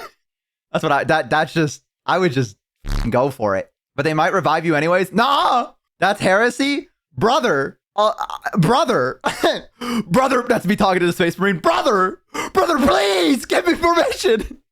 Brother, I'm begging you, please, brother. It's an extremely brutal way. The Cabals act as the main warriors of the city, led by their Archons. Witches and Succubi act as entertainment for Kamara in gladiatorial arenas, and the flesh-crafting homunculus keep the Drukhari alive and discover ever-increasingly more painful ways to torment their ever-increasingly large supply of slaves they are brought. The Dark Eldar see the other inhabitants of the galaxy as little more than cattle, livestock that can be brought to bay or slaughtered at any time. Their fodder, however, is not meat and muscle, but the anguish and despair of the weak. The Dark Eldar do indeed drink blood, but also tears, and most sustaining of all, the raw essence of pain they wring out of their captives. The truth of the matter is that Drukhari sustain themselves on the suffering of others, not just morally, but physically. Kamara is a city rife with backstabbing schemes and murder. It is the worst back alleys of the worst ghettos at the best of times. Nothing is more horrifying to a Drukhari than death, for death will see them in the talons of Slaanesh for an eternity of torment. So they do everything they can to stop this. The homunculi covens regrow dead members from pieces of flesh as bargaining chips. The succubi create grisly gladiatorial spectacles that literally— I'm gonna be so real with you. I feel like this was the most appropriate image that he could have found. Like, I feel like he typed in this and he probably found like a lot of different images that was just not appropriate for YouTube. So he was like, I just gotta pick this one. Like, that's what this feels like to me. Not saying anything about the art. I think the art's very beautiful. However, I feel like everywhere else, he looked at it and went, there's no way I can put this on YouTube. There's no way I can get away with this. What are these guys called? Hang on. I'm gonna do a little experiment of my own. Not for any reason. Oh, it's actually the second recommendation. Believe it or not. It's the second recommendation. Maybe I was wrong about that. You know, you could put any of these. What the fuck is this one? Okay, you know what? That's enough. I scrolled down too far. There comes a point when you're scrolling down on Google that you hit a point where you gotta go, I gotta stop. Rejuvenate the audience members as captives are murdered for sport. To be captured by the Drukhari is one of, if not the worst fate imaginable in the world of Warhammer 40k. In a universe built on war crimes, they are the most debased war crimers of all time. To be tortured and sacrificed in the gladiatorial arenas is a blessing, for you have escaped the fate of being in the Fleshsmith's control group, or being turned into a living and breathing piece of furniture for an Archon's quarters. In a cruel twist of fate, a newly born Drukhari does not arrive into this world loving torture. It is something they must grow to love. Grow to appreciate the suffering of other beings in order to survive in the world they have been. I'll be honest with you, you turn me into a chair. I mean, they probably enjoy that, right? They probably enjoy the screaming. I was gonna say I would just scream as loud as I possibly could at any point, but they probably get off of that. Like that's probably like their thing. It feeds them, yeah. So I guess the right option would be not to make any noise at all. Scream when they're talking, interrupt. That's what I'm saying, dude. If you put me in like your study quarter, I'm gonna wait till you start studying, and I'm gonna keep like sneezing. I'm gonna figure out a way to sneeze as a chair, just to bother you. I'm gonna wait till it's really quiet and you're trying to do some important paperwork. I'm gonna go like that, and I'm like, I'm sorry, and I'm gonna wait for them to relax again. You can do it again. Won't they just get rid of you? Good. You can toss me out somewhere. Actually, that might be worse. Never mind.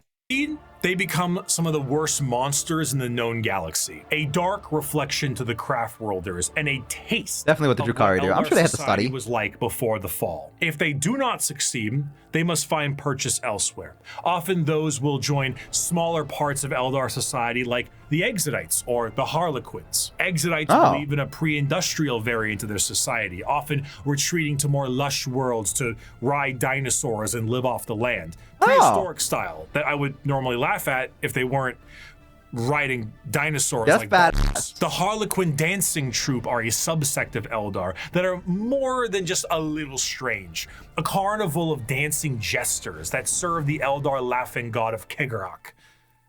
They arrive never when expected and leave just as quickly. Blurs of light carry their footsteps as they dance. I like the designs. I really do. Grave. Combat is just as much of a joke as it is a play on bloody murder. They travel and aid many other Eldar and sometimes even humanity for reasons we can never understand. Perhaps one day we would have, were they not stripped of their army book and folded into the Eldari Codex. What? So I suppose it'll have to stay a mystery, or maybe it was one of Kegarak's master plans to get back at She Who Thirsts and save their species.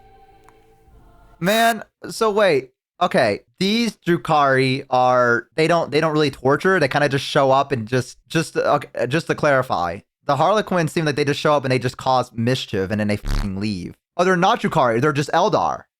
Well, they aren't Dark Eldar at all. Oh, it's a separate sub-faction of Eldar. So these aren't from the craft world, and these aren't Drukhari either. They're from any Eldar can join it. Oh. So it's just a subsection that anyone can join. Still elves, imagine what things they find funny. Okay. Because see, I thought this was like I thought this was like the Drukhari, like one of their soldier factions, like a sub-faction of their army, that the Harlequins and then the other ones, I can't even remember what the other ones was called. I've completely blanked on them. The Harlequins have completely just overtaken my brain. What were the other ones? Let me look. The ones that ride on the dinosaurs. Yeah, the Exodites. So the Exodites just like any Eldar just rolling up. They just want to live and be left alone. Okay. All right. I mean, that seems pretty chill, all things considered. I think the Exodites would be a fun army to collect if I was gonna do one. The Harlequins are also pretty cool. I think it'd be fun to paint them. I think it'd be kind of fun to paint those like as an army. They don't exist as an army. They don't exist as an what? What do you fucking mean? They wrote a faction of elves that ride on the back of dinosaurs and live in a jungle, and you're not gonna make it a goddamn faction? Why did you write it then? Why did you include it? Just don't include it if you're not going to give us the... What the f***? Why? They were so cool. Could you imagine having a figure where one of them is on the back of a dinosaur, like painting that? Old ideas? That it's not like canon anymore? There are a lot of factions that exist in lore but aren't armies in game to edge you. I don't want to be f***ing edged. Let me release! Sorry, that was a lot. I'm so sorry. That was too much. I'm sorry. They ride on the dinos of the lizard man. Yo! I love the Lizard Man. They also have books, a lot of books, but no books that tell you how to play them as an army. Why sell elves riding dinosaurs when you can sell Starship Troopers version 50? Wild to show up when Bo just said that. I'm sorry. Okay. So I can't. So you're telling me basically, if I wanted to have a Harlequin army or the Exodites army, I can't. That's just not a thing. There's no like battle or anything like that. Harlequins are a sub army, so you can't make a full army out of them. Buy a 3D printer. But if I was gonna if I wanted to do like a Warhammer like tournament or something like that, they'd be like, that's not a fact. That's not something you can use. But it's pretty difficult to make it competitive. Correct. They have models, but no rules. They have no models and no rules for the Exodites. Kit Bash, probably. Take a lot of effort to convert models, and you'd have to use them as other Eldar models. Rules of cool for friendly play. Man, that sucks, dude. I mean, the Eldar, I think, would still be a fun faction to play as. Does the Eldar themselves have a rule book that I can play? Are the Eldar still a viable faction? Yeah? Okay. So I could play the Eldar if I wanted to. Okay. But just not any of the subsection ones. That's unfortunate. That sucks. Craftworld and Dark Eldar are playable. I actually just got theirs a couple months ago. I got a massive model range refresh. Oh, you could in theory. So now if I was going to get like an Eldar army, now's the time, basically, is what I'm hearing. You could, in theory, make conversions of standard Eldar armies of dinosaurs. Jet bikes could be replaced with pterodactyls, for example, and just say it's the Exodites. Harlequins have like 2 units you can play in the Eldar army. They're also a super faction, Yanari. So am I getting this right? Does the Eldar just have like a re-release? A lot of their old resin models got redone with plastic with more modern designs. The models they just redid were over 20 years old. Eldar just had a resculpt releases. Yeah, you will like the Oryx. Okay, you're right. I need to hold off before I decide. I'm going to let this first video play, and then I'll decide what army I think I would like to play, because I might pick myself up an army. Who could know? Perhaps it was all a sick and practical joke to Kegarok, and he would just find it very funny to watch me fumble the discussion of one human on a tiny blue planet across the galaxy. The little goblin up there? Do you see that? The little goblin up there. The Harlequins got... Oh, wait, no, this is supposed to be... Okay, wait, this is not literal. Okay, my bad. I thought this was like a thing casting a spell, and they had like little fucking goblins on their side, and I was like, look at them go. Yeah! Before the fall of the Eldar, Earth, or Terra, as it's called, was in ruin. One man who looks to put the pieces back together. I did release, thank you. Where did he come from? We don't know. Some say he was the result of early shamans. Some say he is the final old one who escaped their species' genocide. And those that are smartest know the answer is, it doesn't matter. He revealed himself as the Emperor of Mankind, and he was tasked with the most monumental upheaval of humanity possible. The Eldari's warp fluctuations had turned the golden age of humanity into old night. Interstellar travel cut off? Check. An AI uprising? Check. Brand new psychers popping up and not knowing how to handle their powers? Oh, check. Demonic incursions?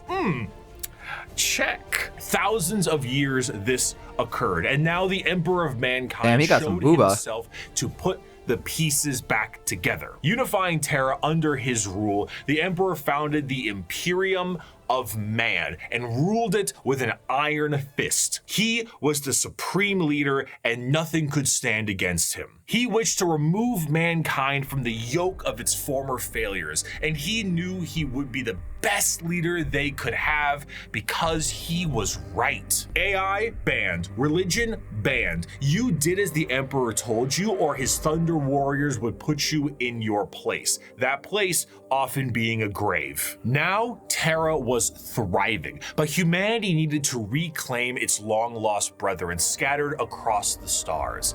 But to do so, he needed the Emperor started on Terra. That was where, I guess, they said he didn't know where he came from, but I guess the first place to fall into the Imperium was Terra. So Terra is like the home world for like humans still. Like it's not somewhere else. Yes? Okay. I didn't know. Him a fleet truly meant for the reconquering of the galaxy. And so he turned his attention to the red planet of Mars. Oh, I know these guys.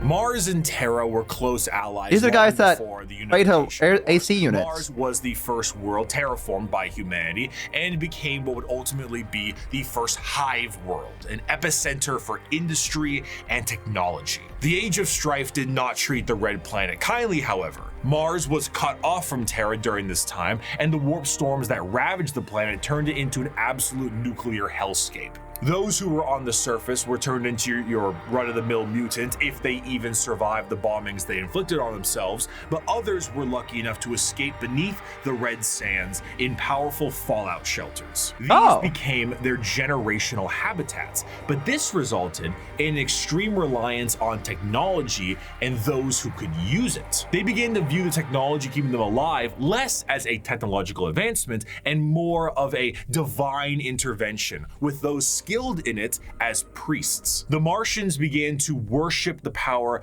of the machine, and this resulted in the formation of the cult Mechanicus, the belief in a holy trinity known as the Three-in-One. The machine god, serving as the spirit who gave rise to all technologies known, the motive force, the deity that gives all life its ability to live, and the Omnissiah, a physical manifestation of the machine god itself. This belief began to manifest in them physically as well. What were once humans began to really mess around with the character creator options, and this tech obsession made them view instances of flesh to be weak and spend their lives removing what makes them human and replacing it with mechanical augments. Robotic limbs, glowing eyes, mechadendrite arms. What was once a mass of flesh now looks like the back of a router, and the oldest members of the Mechanicus no longer even look slightly human. In addition to this, cloaked over all of their mechanical appendages are robes that reflect the color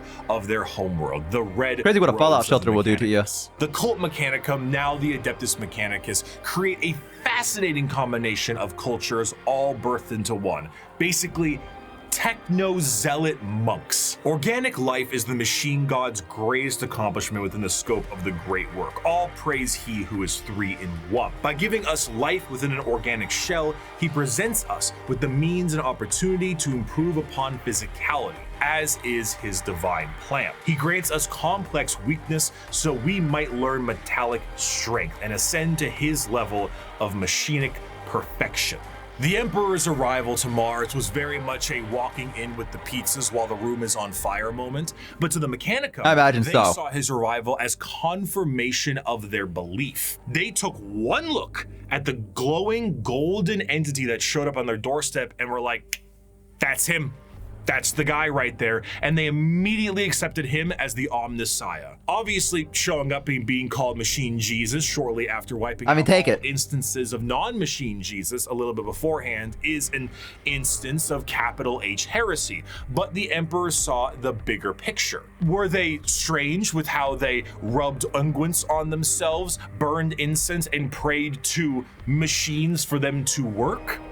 Sure, but that's a lot of production right there. So the Emperor devised the Treaty of Olympus Mons, a unifying agreement between Terra and Mars, and this union would be permanently etched into the Aquila of the Imperium as the two-headed eagle. One head for Terra, the other for Mars. The forces of the Emperor would be supplied with all the technology and weapons they needed to I mean, listen, I'm gonna be so real with you. I know that he just defeated all AI and everything like that, but I mean, listen, man. If I land on a planet that has all this stuff, I understand. He's probably like, yes, I am. You are right. Absolutely, man. Whatever you want. Hey, by the way, build war machines for us. All right.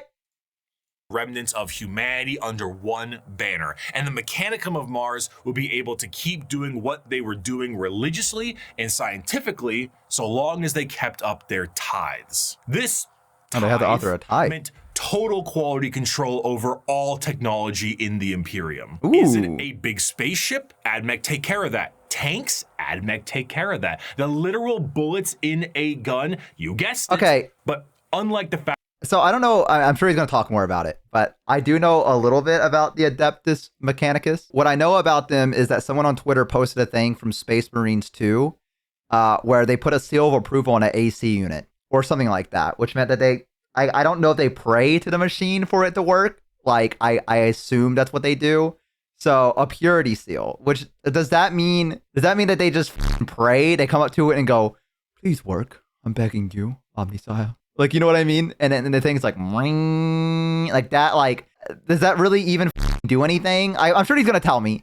I'm sure he's going to be like, it actually does work somehow, right? It must be so easy to do quality control if all you got to do is pray. Their prayers are drawn from user manuals. But when they make something new, what is the user manual? Like, okay, I'm sure he'll tell me. Factories of today, the Forge Worlds of Mars and the creations of the Mechanicum are a bit of a different experience altogether. They don't make something new. Instead of a factory on a random given world, the entirety of the planet's surface is dedicated to manufacturing. But that's a little tricky, isn't it? Considering that the usage of silica animus— That's ultra heresy. Oh, my bad. Whoa, I didn't know.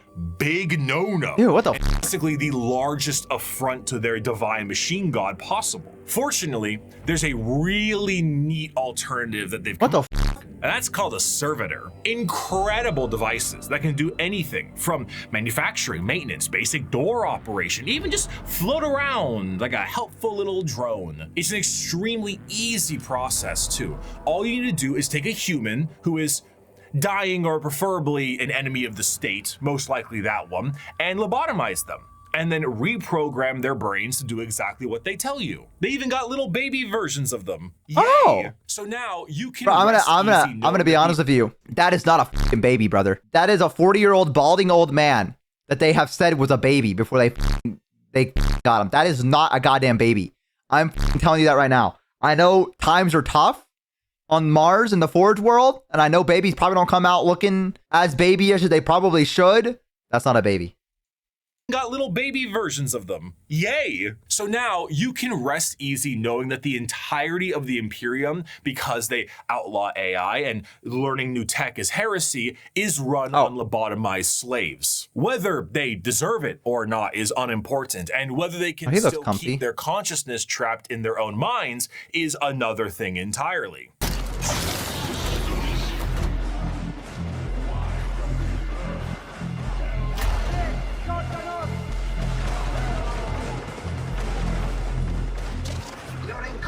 Is showing. An excerpt from the Servitor Creation Factories. Naked human beings were standing in a switch-packed line between high fences. The Manufactorum produced servitors, but it was more akin to an abattoir than a workshop. I don't know what that means. Every surface was easily cleanable. Servitors with spray units surgically attached to their backs prowled about, hosing filth from slit drains set into the perfectly smooth, slanted floors. As the line slowly advanced, the people were passed through various scanning devices, most of them mounted in ugly, functional arches that let out a constant series of acceptance chimes. Occasionally, one would let out an angry blare, and the indicator lumens would flash red. The rejected person was then swallowed up by a trapdoor opening beneath their feet. From these pits wafted a hideous stench and the grinding sounds of industrial mincers. One rejected man grabbed onto the lip and hung there, arms and hands bloodied, shouting a stream of defiant profanities. Guards lined the grating either side of him and shocked him until he fell.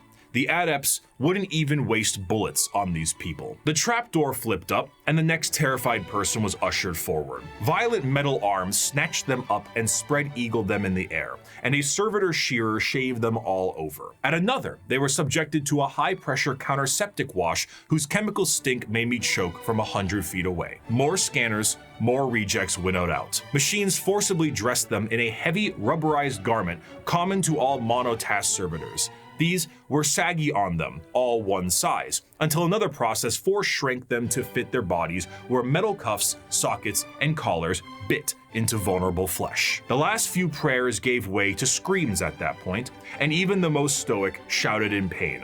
They were ushered over a floor, buzzing with power that made them shriek with every footstep.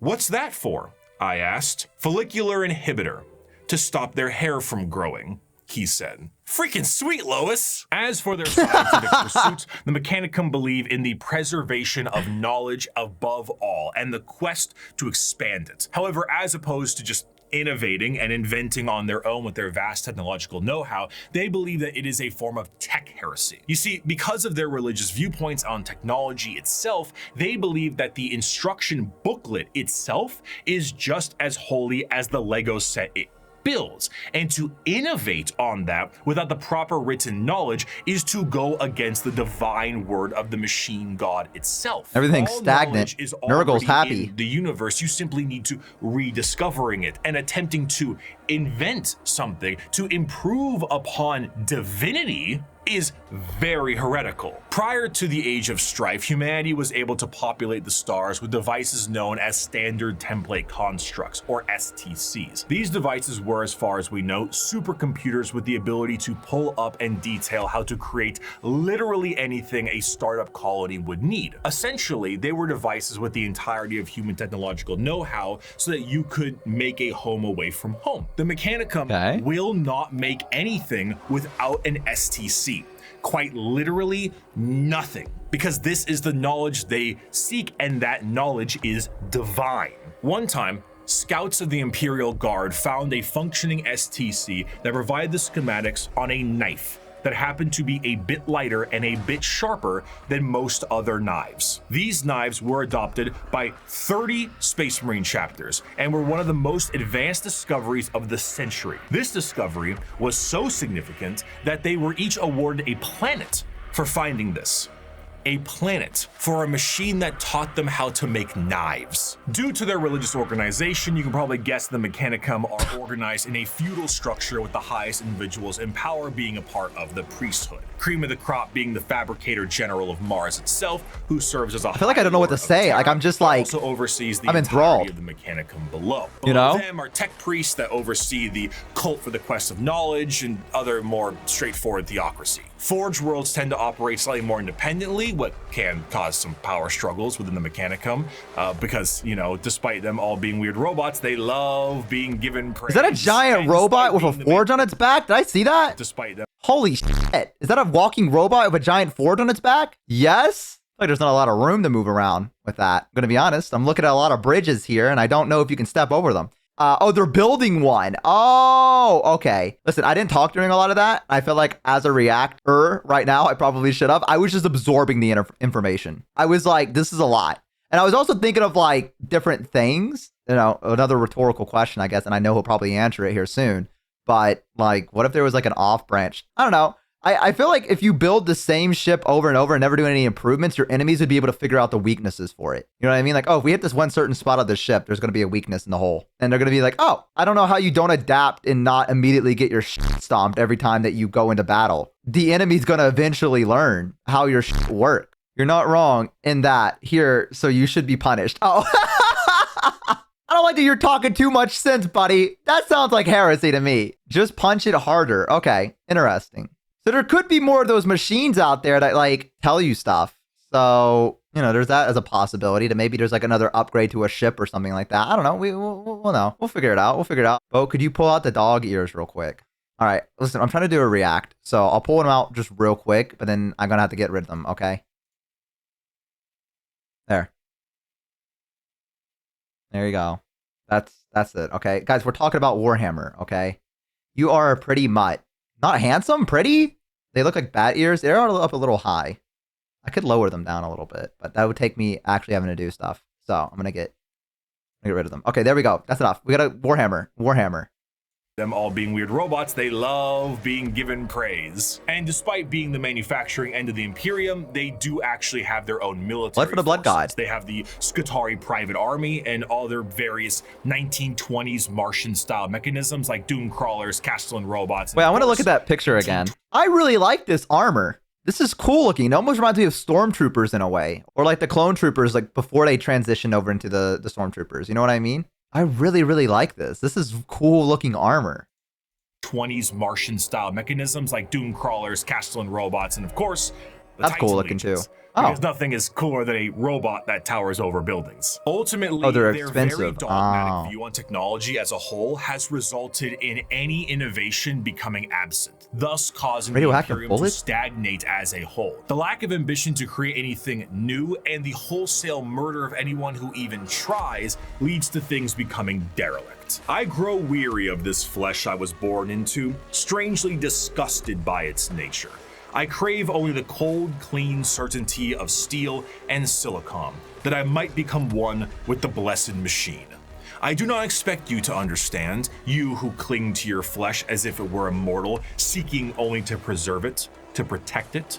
One day you will see the folly of your ways, and then no doubt you will come begging to my order to preserve you. After the groundwork had been set unification-wise, it was time to start getting things together for the Emperor's great crusade across the they're stars. expensive? To bring humanity under one banner. The Thunder Warriors were a perfect fighting force for unifying Terra and Luna, but the galaxy was a whole different thing. You see, these warriors weren't soldiers in the eyes of the Emperor. They were tools, extremely blunt tools used for the fast conquest of Terra. As the Emperor was concerned, the tools you use at home aren't the same ones you take on a road trip. So the Emperor rid himself of his tools in the exact manner you think he did, and he went forward to crafting a brand new tool. One more mobile, more efficient, and ready for his next era of conquest. They shall be my finest warriors. Oh, these Space Marine. men who give of themselves to me.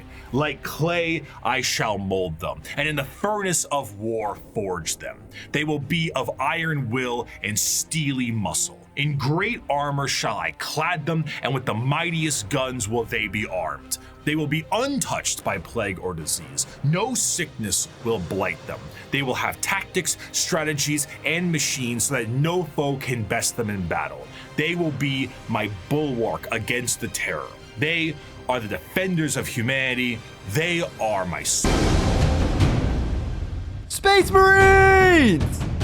And they shall know no fear. The vastness of the Milky Way galaxy meant that the Emperor needed assistance bringing everyone back to the fold. And who better to do this than himself? But since the technology to be in many places at once does not exist anymore, the Emperor decided that it was time to become a dad, the same way Geppetto did, and with far less care. It is not my son, Archon. None of them are.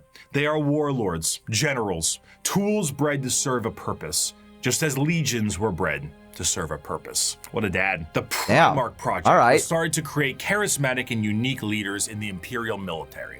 The diversity of these eventual leaders meant that each one could be specialized for certain circumstances across the galaxy. Depending on the type of conflict, one leader might be better than the other. So instead of forcing one leader to acclimate to a situation directly, it would be better to send a specialized leader and force to handle it. In order to do this, the Emperor used his genetic know-how and maybe a little bit of that forbidden stuff to create these genetically perfect gene fathers that had the ability wait, he did this, not the Adeptus? Analog directly, and also serve as the leaders of the respective Space Marine legions. All 18, that's right, all 19 of his sons were meant to be directly molded by the Emperor himself. Oh, he looks cool. Who's that? And you can't really go even see him. As follows in order: Lionel Johnson, Fulgrim, Perturabo, Jagatai Khan, Lehman Russ, Rogel Dorn, Conrad Kurz, Sanguinius, Ferris Manus, Angron, Robute Gilliman, Mortarion, Magnus the Red, Horus Lupercal, Lorgar Aurelian, Vulcan, Corvus Corax, and Alfarius and Omegon. I forgot everyone. Sons, finalized and crafted to be the warriors he needed them to be, were complete. But he may have decided to do a bit of dabbling with things he shouldn't have, and paid a price. Before the Primarchs were ready to go, an intervention by the gods of chaos prevented his plan from being completed as intended. Though the sources vary, the ultimate result of the Chaos God intervention was that all of the Emperor's tools were scattered throughout the galaxy at unknown places and times. Each one of his sons ended up in a completely different world, and instead of being able to directly influence their upbringing, these children were instead forced to experience the unique nature of their respective homeworlds. Some had a great time and lived in He looks like he's luxury. having a great time. Others, not so much. Despite his closest advisor, Malkador the Sigillite, saying, "All right, Chief, let's try this one again," the Emperor sensed each of his sons were still very much alive. And one of the primary objectives of the Great Crusade shifted to reclaiming each of his sons so they could take command of their specific Space Marine legions and carry out his will. These original Space Marine legions that were created alongside their Primarchs go in order: the Dark Angels, Emperor's Children, Iron Warriors, White Scars, Space Wolves, Imperial Fists, Night Lords, Blood Angels, Iron Hands, World Eaters, Ultramarines, Death Guard. Whoosh. Thousand Sons, Luna Wolves, eventually Sons of Horus, the Word Bearers, Salamanders, Raven Guard. Oh, Salamanders. I know those guys. Space Marines, unlike their gene fathers, hope it goes into all of them. Primarchs are not made in a vat. There is a process to recruit more members from humanity itself. Oh, I thought they were made in Seems a vat. bit strange considering how massive a Space Marine is compared to a normal man, but don't forget, the Emperor is really good with genetics. Less good with anesthetic, however. These prospects are recruited across humanity from various reasons and methods, and are generally killed during that process. But sometimes they aren't, and they are able to go through more and more of the actual training to assess certain traits that are important and relevant to being. Oh, yeah, separate videos. Most of the time, the common factor is a pure, unrelenting willingness to kill the enemies of the Imperium. After going through psychological screening, the prospect, now called a neophyte, goes under the knife to become a Space Marine. And here is a quick list of all the cool new stuff they get genuinely shoved into their bodies. A secondary heart, an organ that makes your bones grow, an organ that makes your muscles big, an implant that makes your blood stronger, a little organ that turns your white blood cells into super white blood cells, a brain implant that allows you to sleep while being awake, a pre-stomach that allows you to digest literally anything, a spinal implant that allows you to absorb the genetic memories of what you eat, bigger and better lungs Wait, that what? can let you breathe under. Wait a minute. Well, wait, what? Hang on. Literally anything. A spinal implant that allows you to absorb the genetic memories of what you eat. What? What do you mean by that? What does that mean? Eat brain, get thinks? They can eat brains for knowledge. Huh? Meat's back on the menu, boys. Yeah, the lore gets weird. Yeah, that's a fucking weird thing to learn about the Warhammer. Is it weird out of everything that feels like the most implausible? So if they had to fucking know what their enemy was planning, they could pick up their enemy like general's brain and eat it, and they would like learn like what the plans were. Pretty much. I've never seen a Space Marine do that before, and there needs to be more fiction about that. I need a fucking, because this is news to me. I need more where the Space Marines are just like, oh, and just like eat someone, and they're like, okay, I guess the Space Marine's eating a person. All right. Bigger and better lungs that can let you breathe underwater, an implant that gives you stronger eyes, new ears that keep you from being dizzy, a brain implant that lets you go into suspended animation if you're in a bad shape, skin that acts like transition glasses, I almost got it in one take, a brand new kidney, the ability to taste the air and find enemies like a bloodhound, a special coating on your skin that allows you to be protected in space, the ability to spit acid, a gland that allows you to absorb the unique genetic makeup from the gene seed in the first place, and a straight up carapace that allows the Space Marine to interface with their power armor directly. You can spit acid? Hell yeah, brother. What the fuck? All Space Marines can do this? It's not like a particular chapter? What the fuck? Some are defective. Okay. Huh. But bits of the user manual get lost. Okay. Interesting. Quite often, these are put inside of you at dubious levels of mental alertness and dubious levels of anesthetic. After a more generalized indoctrination into the faith of the Imperium and a bit more training and other important manners, they can finally be welcomed as a fully fledged Space Marine. A Space Marine is quite literally a walking tank that is armed to the teeth. Two of the more iconic weapons held by a Space Marine are their bolt gun, which fires explosive shells the size of soda cans, and a chain sword, which is... The Space Marine is clad in a colorful carapace known as power armor, crafted from extremely heavy and durable ceramite. The power armor of a Space Marine protects him from any terrors he may face, be it the void of space itself to an inhospitable atmosphere. This armor, combined almost biologically with an already massive physique, makes the Space Marine an almost unstoppable fighting force. And hell, if the armor doesn't protect them enough, they can always become a walking coffin like the dreadnoughts of the chapters are. What truly adds to it all, however, is the sheer difference in some of them. While a Space Marine in its own right, wait, I don't know if he's gonna go into it, so I'm gonna pause. Is a dreadnought, is that like they put you in, there's like no getting out? It's not like a mech. It's just like, well, you're in it. Good luck. You go until you die. It's actually a coffin. It's life support. Mecha wheelchair ICU. They're robotic coffins. So if you're a Space Marine and you get injured and you're not able to fight anymore, they put you in one, and then it's like, all right, go back out there. Because see, I thought they were just mechs. I had no idea. I thought they were just mechs. Like you could get in and out of. That's kind of badass. Only for real heroes, though. The suits are rare. Oh, okay. Freight train on legs, how they act can be quite different from chapter to chapter. The gene seed of a Primarch is not just helping them become big and strong, but allows them to gain certain traits from their forefathers. Everything from how they think to even slightly adjusting their physical appearance once it's been implanted, the gene seed can be the personality of an entire Space Marine. Take the Salamanders, for example. Those are my guys. Have a predisposition to fire as a whole, and tend to be extremely like large due to the size of their Primarch, Vulcan, and his enormous stature. Whereas someone like Sanguinius, Primarch of the Blood Angels, share more vampiric features and more angel-like qualities. A gene seed is not just aspects of the Primarchs, but they are also flaws too. Magnus the Red and his 1,000 Sons underwent something known as the Flesh Change, a horrifying mutation that,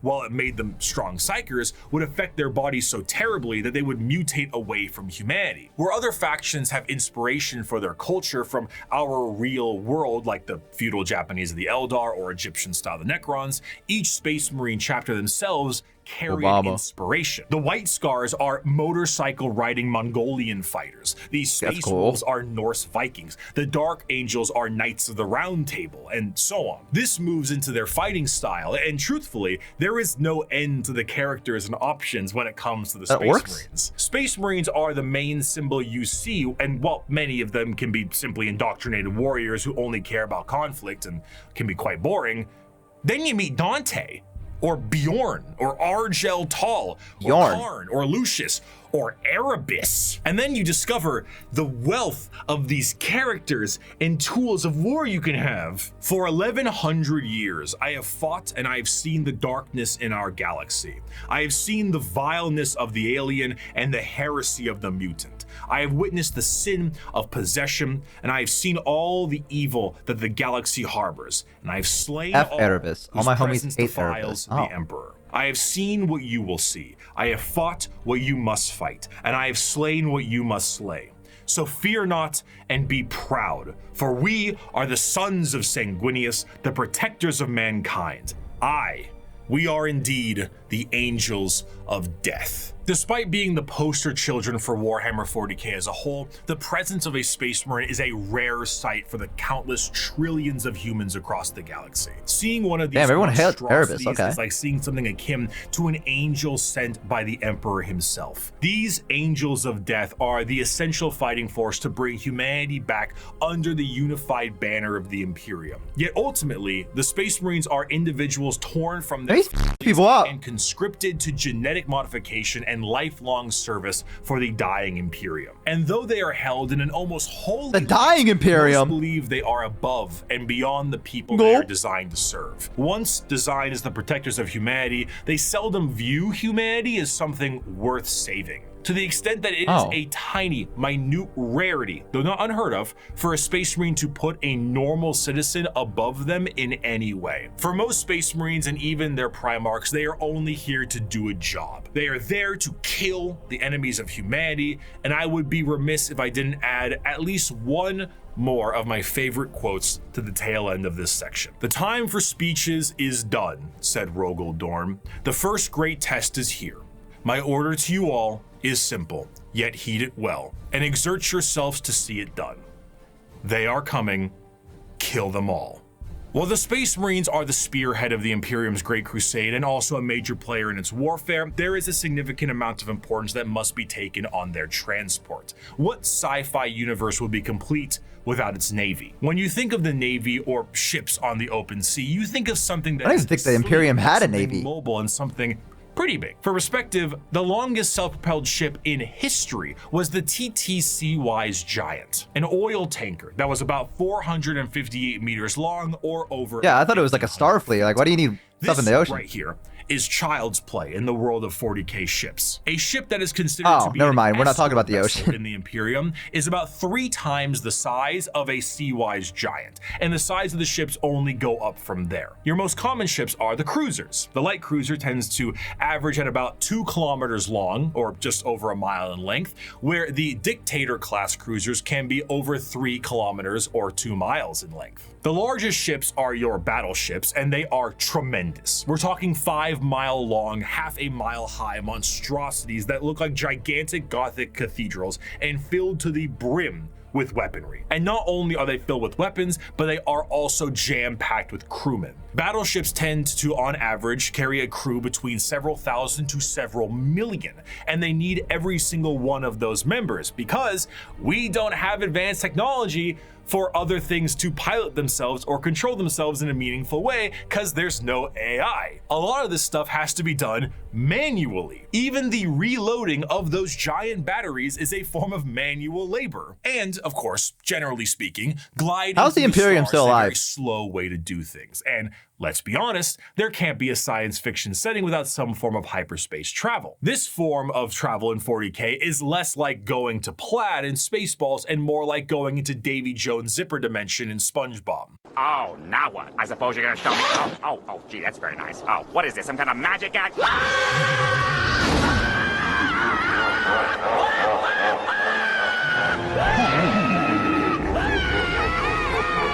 This is because it utilizes the immaterial warp to do so. Warp travel is handled by a navigator, which is an abhuman. It's a mutated human, don't worry about it. And they have a gene that gives what did you just say? a third eye. An abhuman, it's a mutated. Every single result on Google Image is just furry art or cat girls. Yes, those are different things. Well, not on the furry tier list. If you're going to be honest, that's a tier 1 furry, actually. If we're going to go by the tier list, that's a tier 1 furry. I don't want to be the one to say it. Tier 1 furry. Okay, we've already been over this before. We've talked about this. That is a level 1 furry. All right. Human, don't worry about it. And they have a gene that gives them a third eye. Tier 1 like you, I do not see animalistic features other than these hands wrapping around your throat as I throttle you. Reality. Now, this might sound exceptionally dangerous, and that's because it is. Now, the ship does have protection in the form of a Geller field, though. Originally, I assumed the Geller field is what you think it is, a large force field stopping all manner of horrible things, like demons from the warp tearing apart your ship. How wrong I was, though. Look at Space travel through the warp basically involves riding on the Sea of Souls. Hell is real and you can surf on it. Woo! So you allow the current to carry you and the navigator to direct. OG Dune? I've never seen Dune. Souls watch and it. unreality carry you when it doesn't obey the laws of physics, time, or, again, reality. What a Geller field is not a force field, but a comatose Imperial psyker dreaming of reality. It is not a bubble. It is a force of reality being projected by mutant Sleeping Beauty to counteract the unreality of the warp that you can then surf on. This, of course, is not a foolproof method of travel, and Geller fields can and do collapse fairly regularly. Being subjected to the warp itself without this Geller field is a terrifying prospect. In the best case scenario, your ship will be torn to shreds, but there are countless instances of ships being thrown out of the warp randomly throughout time itself. You leave for a 2-day mission and you come back 90 years in the past. Maybe you feel like you're lost in the warp for a century and it's only been 45 minutes. And that is only if the waves of souls don't rip your ship apart or have demons arrive on it to do unspeakable things to the crew. The Imperial Navy is an astronomically powerful force for the Imperium because the sheer volume of ships and guns on those ships create firepower that can sunder planets. This is all juxtaposed with the sheer backwater nature of these ships. While they are manned by crews of zealots, they are also operated with such a backwater tech, it completely confuses the reader. You see the long batteries of portside cannons that the ship has, and remember that AI is heresy in this world and that all the mechanics are utilized by lobotomized slaves. So how do they load these? Well, they have gun gangs, massive gangs of hundreds of people manually loading these cannons. These are genuine gun loader gangs that get into gang wars and squabbles. On the ship's bridge, you may find the captain himself hardwired directly into the ship's chair, permanently to control it the best they can. Giant screens of hololith data fill the room, and sensors across the ship are just as likely to tell you information as a serf running up to you with a scroll of parchment is. You reach to a microphone to shout orders down a hallway as paper readouts tell you information of the enemy, and holy sigils and candlelit incense burners gleam your next move. While the Jesus. It's not a specific fact. Jesus. Okay. It seems like the Imperium of Man is in more ways than one, obviously. But like, I mean, I knew it was going to be bad, but I'm more so talking about the fact that like, how did they make it? I feel like one encounter with a enemy that is slightly more technologically advanced than you, it's over. It's over. Because like, it takes you forever to load a bullet in yours, and they have like things doing it. It's a numbers game. Mass and inertia. So it's just the only way the Imperium of Man can win is if they come into a battle with like 2,000 ships at once. And that's the only way they can win. Realistically, if they're going against something that has better, superior technology. Human life is a currency. One ship 2,000 times bigger. If you had 3 million dudes with pointy sticks, you'll eventually kill the 2,000 guys with guns and armor. They can lose battles as long as they win wars. They have enough gunships to black out the sky. Yeah, because half the ships are the size of the atmosphere almost. From the sound of it, of course you can block out the sky. Like, they're massive ships. I'm more like, if the Eldar appeared with their gunships, like, what are the odds that the Imperium is going to win? Like, they just probably need more people, right? Imperium kills planets to avoid losing. We have millions others.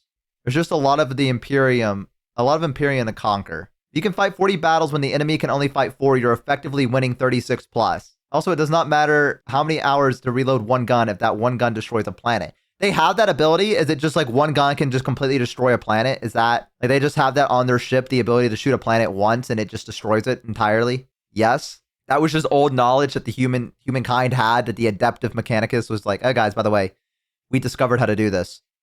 Do not question the Imperium. This is sounding like heresy. Be warned, Bo, the Inquisition does exist. I'm just trying to learn. I guess they kind of cheat with old AI tech sometimes. The adeptive Mechanicus cheat is the last option, and they do not use it lightly. The big advantage that the Imperium has is their heavily enhanced leaders and ruthlessness. The disadvantages are unlimited. Pick your poison. Crust Cracker Torpedo, Virus Bomb, or Void Torpedo. I think I'd just rather you Virus Bomb me. And then the Tyranids are surrounding everyone. It's also called a core breaker or something. It shatters a planet from the core and then turns the entire thing to just asteroids and space rubble. The Imperium is still technologically advanced. They just don't know how to run that stuff properly. Also, the Imperium is rich. I didn't even think they needed to pay people. Like, I imagine you don't get paid to be in the army. Like, that's just not a thing. Like, you're in the army now. F you. I don't imagine there's like a wage for anyone. I'm just doing this because rich as in if you have resources. Okay. You get some food paste. Oh, yummy. You get to not die. Oh. Excel would probably be the best tech they could rediscover. Probably, to be honest. There's a fan theory that the demon Votann trapped in Mars is actually what the Mechanicus is unknowingly worshipping. I can believe that. It's an honor to fight for the Imperium. The corpse starch is alright, I guess. Corpse starch? Virus bomb selected. All biological life melts into soup. The methane created is then ignited and would set a firestorm to cleanse the planet. At least it'd be over quick, I guess. Sometimes the planet just needs to be stopped being a planet. You can't take it back, and sure, no one gets it. Imperium has going for it is that the Tau are tiny, the Eldar and Necrons have limited objectives, and the Orcs can be killed early, and the Tyranids are mostly not here yet. Alright, I was just wondering, because, like, again, I said it earlier with the Adeptus Mechanicus. If your enemy can just learn where the weak spots are on your ships, it's over, because they never upgrade anything. They have a certain types of ships they make, and then there's nothing else. So if your enemy is just like, oh yeah, we can hit the enemy right here at this one spot, this will ignite the inside of the ship or whatever. I mean, that's going with the theory that there is a weak spot on the ship. There could not be, right? That's what I'm saying is like, how are they still around? They're still somewhat advanced. Also, the Space Marines and some other types of warriors are physically stronger than most Xenos. Yeah, I mean, whoa, heresy detected. That's not heresy. That's not heresy. I'm just asking a question if the Imperium knows how to combat that. They probably won't be around for that long. So none of the enemies have figured out, like, your question is heresy. Questions are heresy. All right, I guess we can get hit in the starboard side directly underneath the main gun and fucking explode. That's fine. And then we can go, why are our ships going down? Innocence proves nothing. Oops. Blessed is the mind too small for doubt. I'm full of doubt. I'm full of doubt. I'm just wondering. I don't think most of the universe don't care about humans to kill them. The Imperium is generally losing ground all around and is considered doom just slowly. Oh. So the Imperium is dying is what I'm getting. Everyone's dying. Who's winning? I guess we'll find out. Action of the Imperium in the same sense and format of this Works? video. Oh. It is what shepherds around the entirety of its armed forces. Every Space Marine Primarch had a flagship, and every strike cruiser and battle barge has a story to tell. But if there is a single thing that the Shield of the Navy does the best, it is to help support and supply the monumental forces of the Imperium.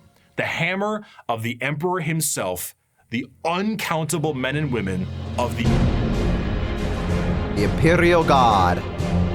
I don't care if these things have adapted to resist our las guns. If we can't kill them with our rifles, then we'll kill them with heavy bolters. And if we can't kill them with heavy weapons, we'll use grenades. And if grenades don't work, then we'll fight them with our swords and our knives and our bare hands. We'll drown them in our blood. That's what it means to be a soldier of the Imperial Guard. Now follow me. Charge. That's not very... No better I don't feel good about that. That was not a very reassuring... Than the Astra Militarum, or as it is commonly known, the Imperial Guard. Though the Space Marines take the glory and stand as the visual representation of the Imperium, their numbers are dramatically thin and specialized in comparison. To reclaim 1,000,000 worlds, Commissar, this man right here. No. Number of troops willing to fight and die for your cause. The Imperial Guard represents the Imperial. This gonna make you guys laugh. The only thing I really know about the Imperium Guard is sometimes I get recommended art on Twitter where there's a guy that's part of the Imperium Guard and he has like an elven and Eldar girlfriend, and there's like art of him like looking at a picture of her, and I guess like the commissar is like, your wife has exceptionally large ears, and he's like that. That's all I know about the guards is I guess maybe they kiss elfin women sometimes. Maybe that's a thing that happens. I don't know. I don't know the lore. Looks like heresy, but she looks like heaven. Manifest. Every year, they don't really. The Imperium pay a tithe in the form of soldiers to fight the good fight of the Emperor, and this number is impossible to pin down. Even saying billions would be a dramatic understatement. The sheer volume of soldiers serves as the fundamental backbone of the Imperium. 99.9% of battles fought by the Imperium are fought by the sundering. All the data you stream and upload and download is just electrons, which have almost no mass. Space Marines are essentially sentient tanks. What do the members of the Imperial Guard have? If they're the might of the Emperor himself, are they not suited up in a similar way? No.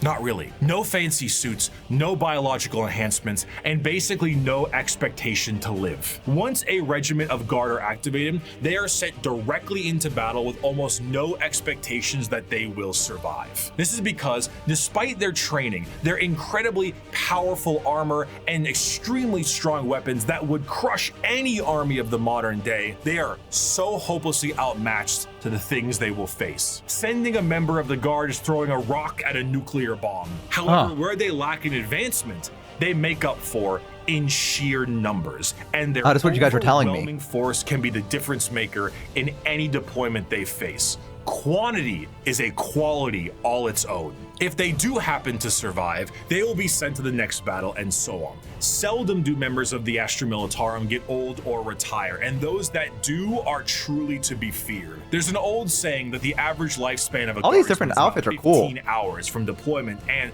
considering the sheer number of guardsmen out there in any given battle, that number is probably accurate. When several million of your pool of guardsmen die within the first few hours of combat because the orcs threw a moon at you, it can really screw the numbers. They did that! The soldiers of the guard are conscripted and trained on an incredible number of worlds in the Imperium, and these worlds can impact their training they throw a moon at you directly. The most famous visually are the Cadian shock troops.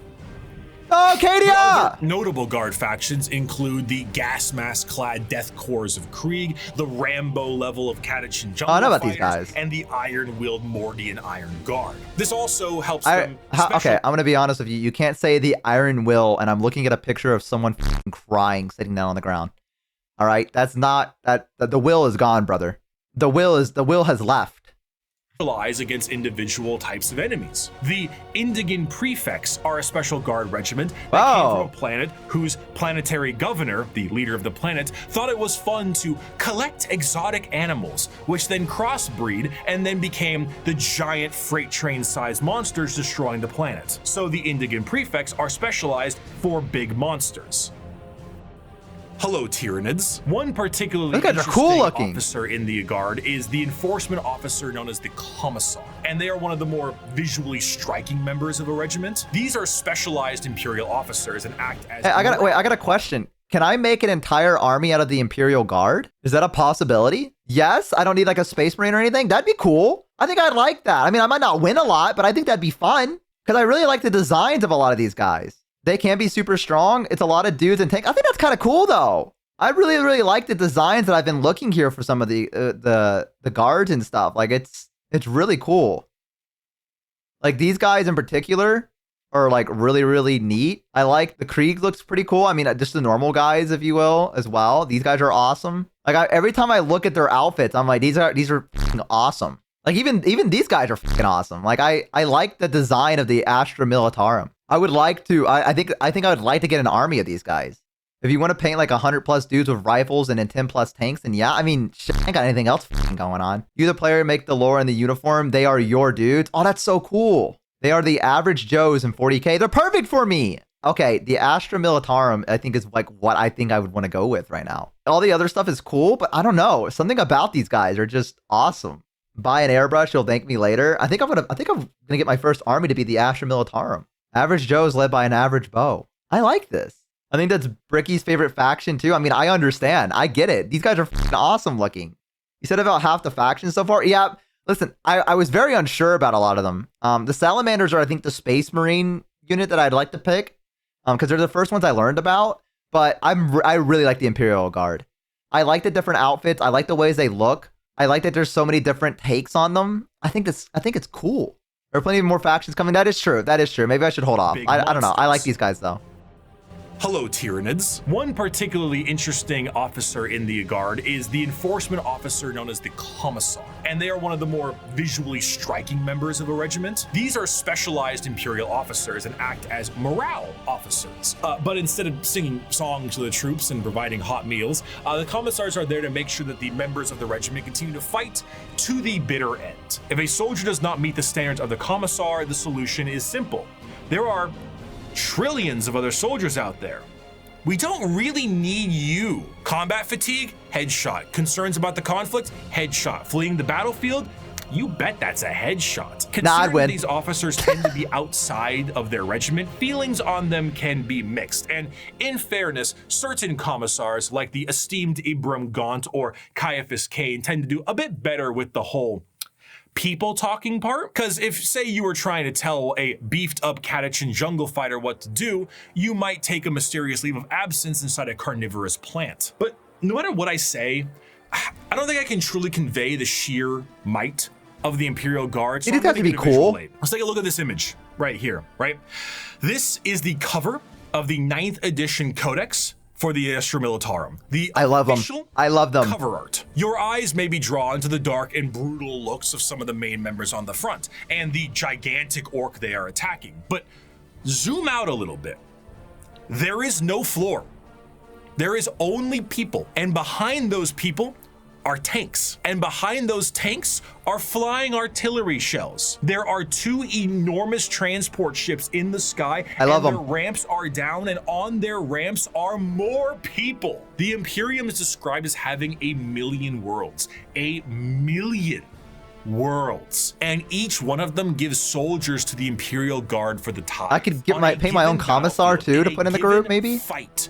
Foot soldiers number in the millions, tanks in the tens of thousands, and you have enough artillery to turn the night sky day. You have walkers and APCs and aircraft and horse cavalry and tanks the size of apartment buildings. You have drop troops and spec ops and rattling snipers and gigantic ogres that can't count to 4, but they can turn you into 4 pieces, and it just doesn't end. Humanity is a horde army, but instead of a horde of bugs or rampaging orcs, it's a living wall of guns. At the end of the day, though he's been ferried through hell on a ship that's 10,000 years old to some godforsaken war-torn rock, though I love these guys. From high orbit with nothing but a I love these shit, guys. though he is one of 10 million men and women snatched from his homeworld to fight a war he barely understands, though he has been given a weapon that fires small suns and may annihilate him as he fires because the knowledge of how it functions has been lost,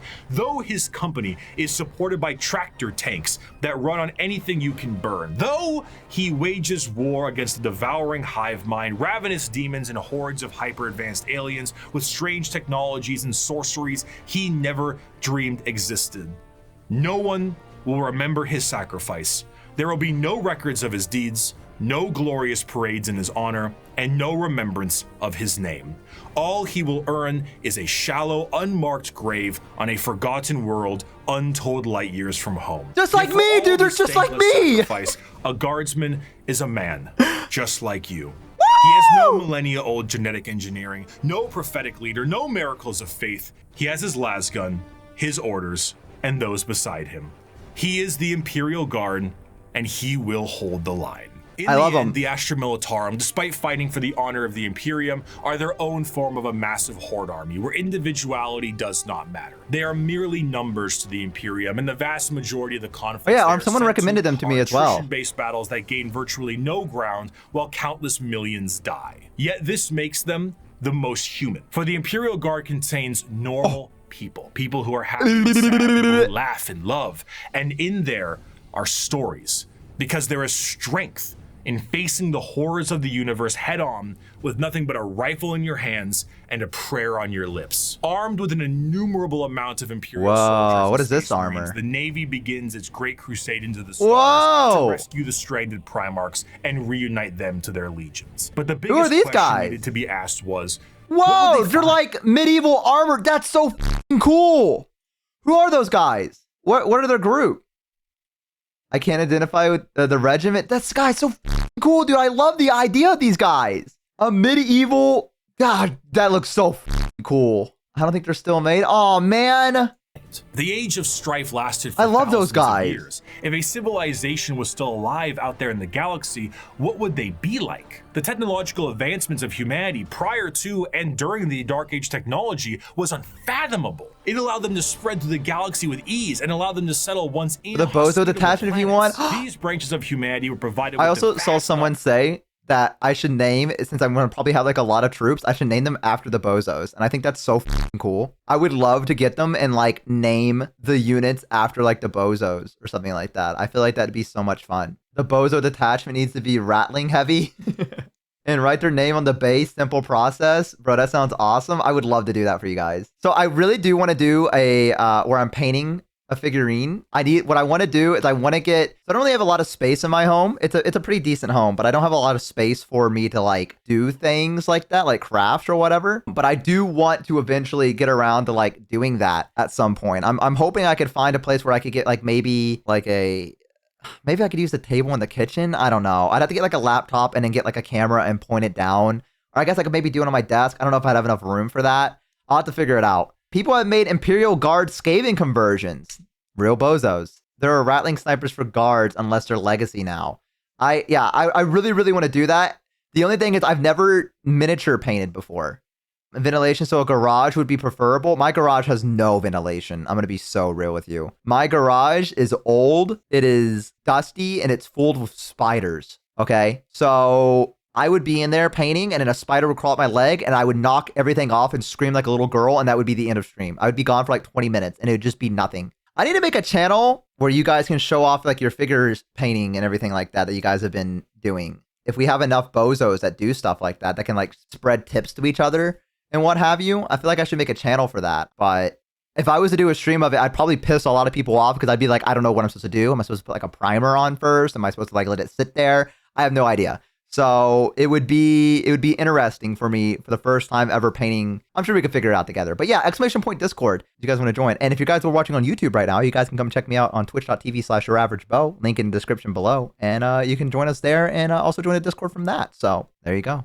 knowledge of human creations and were given gigantic machines to make arduous labor and ease. The spreading of these massive colony ships was known as the Long March, and these ships would be retrofitted into settlements upon arrival to their new homes. Accompanying them were the gigantic pieces of farm equipment that served multiple purposes and the specialized pilots that could maintain them. They were not only able to tend the fields and do labor, but when interstellar communication was cut off, they also did a great job of protecting the colonists against both threats demonic and alien. Because of the significance of these machines, those that could pilot them were powerful enough to be considered leaders, and the upkeep and preservation of the machines and the lineage of those who could pilot them was imperative. These machines, over the thousands another of 1.5 hours of 40k, yes. Known as the Imperial Knights. He must be humble of heart, strong of arm, be savage in war, loyal to hearth, and follow deeds of glory. He must keep honor with all. These guys are cool too. From his doings and bring his house no shame. He must serve the emperor and defend the Imperium. Thus should a knight rule himself. The age of strife caused these colonized worlds to be cut off from the Imperium, and the reversion of these worlds resulted in the reverence for this farm equipment turned feudal, and the leadership that controlled the devices became viewed as a noble hierarchy. During the age of strife, exploratory fleets from Mars found plenty of these worlds, and it seemed the majority of them reverted to a similar state. Like King Arthur seeing Merlin himself, these feudal worlds— you can add one to support most human armies. Awesome. The mutual relationship between the Admech and the nobility was beneficial. $180? The Admech were able to secure more worlds for mining resources and potentially long-lost STC information, and the noble houses were provided with technological know-how and— thank you for joining the Discord. Admech themselves. Thank you so much. Became more and more specialized, and their history as mere pieces of equipment were lost to time. What was once a— we're happy to have you here, Small Long Dragon. Killdozer, and the Imperial Not the Killdozer. Knights were born. Unlike other military aspects in the Imperium, the nobility of the Knight houses— so wait, I got a question. Was this naturally this big as a farm equipment, or was this like they added onto it like he said? They were just naturally that big? They just came like that? They came out of the box? I do like the idea that the reason these guys, like they had like a feudal hierarchy. I like the idea that because these people could control these big machines, everyone was like, well, I guess he's in charge. I don't know why that's so cool to me. It's just like, it's so funny also. Like, well, guys, we've been cut from the outside world. What do we do? And a guy just comes in with a big mech. I think I should be in charge. That's probably really loud. I'm so sorry. That's probably really loud. I'm so sorry.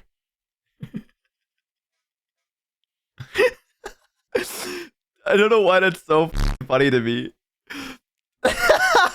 Guys, what if I just ruled everything? Guys, I think I should rule this entire place now. Okay. A nobility-focused feudal hierarchy that swears fealty to either the Mechanicum— so wait, are the Imperial Knights the Bretons, the horse archers, are they the equivalent for the fantasy world? Is that what they are? Because those guys work on a hierarchy of the same way, right? So is that what the fantasy equivalent of them is? Kind of, yep. Okay. See, that's what I was wondering, because I imagine these guys are probably like cavalry in a sense, right? In a way on the tabletop? Is that what I imagine their job is to like punch through armor or punch through like enemy units and like kings, dukes, and bondsmen. Okay. So I'm trying to apply to myself what I think the fantasy level of this would be. Okay, cool. All right. Our history, once they swear fealty, they can be called to aid their respective allegiance. There's only so far you can stretch? Okay, I didn't know. The ones that swear fealty to Terra are led by the High Monarch. God, he looks so cool. The Mechanicum are led by the Princeps. The ones with Terra— I want to hear that one again. Hang on. Battle. They swear fealty, they can be called to aid their respective allegiance in the heat of battle. The ones that swear fealty to Terra are led by the High Monarch, while the ones with the Mechanicum are led by the Princeps. The ones with Terra might be sent directly to the front line of war, while the ones with the Mechanicum tend to be sent to protect the Forge world. And the heraldry of these houses is what you'd expect from a generic history of knights. Houses pledging allegiances here and there, your run-of-the-mill War of the Roses aesthetic. Except instead of ponies, you have gigantic death machines. I love them. These knights can't seem to be piloted by I love them. However. A member of the nobility of any given knight house must go through the ritual of becoming. This ritual involves them sitting on the device used to control the knight, known as the throne mechanicum, for a full night. What's wrong with that? I mean, sitting in a chair for a full evening sounds pretty great right about now. So a pilot cannot drive a knight. They can, but it moves about as effective as Ripley from Aliens 2, big, lifter thing. It is, in a sense, a beast that must be controlled, and a pilot must merge with it. The mind of the noble is connected to the machine and must fight with the mental signatures and personalities of the prior pilots as well. Everything a knight experiences in battle is felt by the pilot themselves, be it the general movement in the battlefield or damage sustained by the machine itself. If a knight's leg is blown off in battle, the pilot could experience a broken bone in the same spot. The merging to the machine forever changes the mentality of the noble that experiences it. This connection reinforces a strong degree of nobility and honor in the pilot, and a desire to fight for the glory of their house until the bitter end.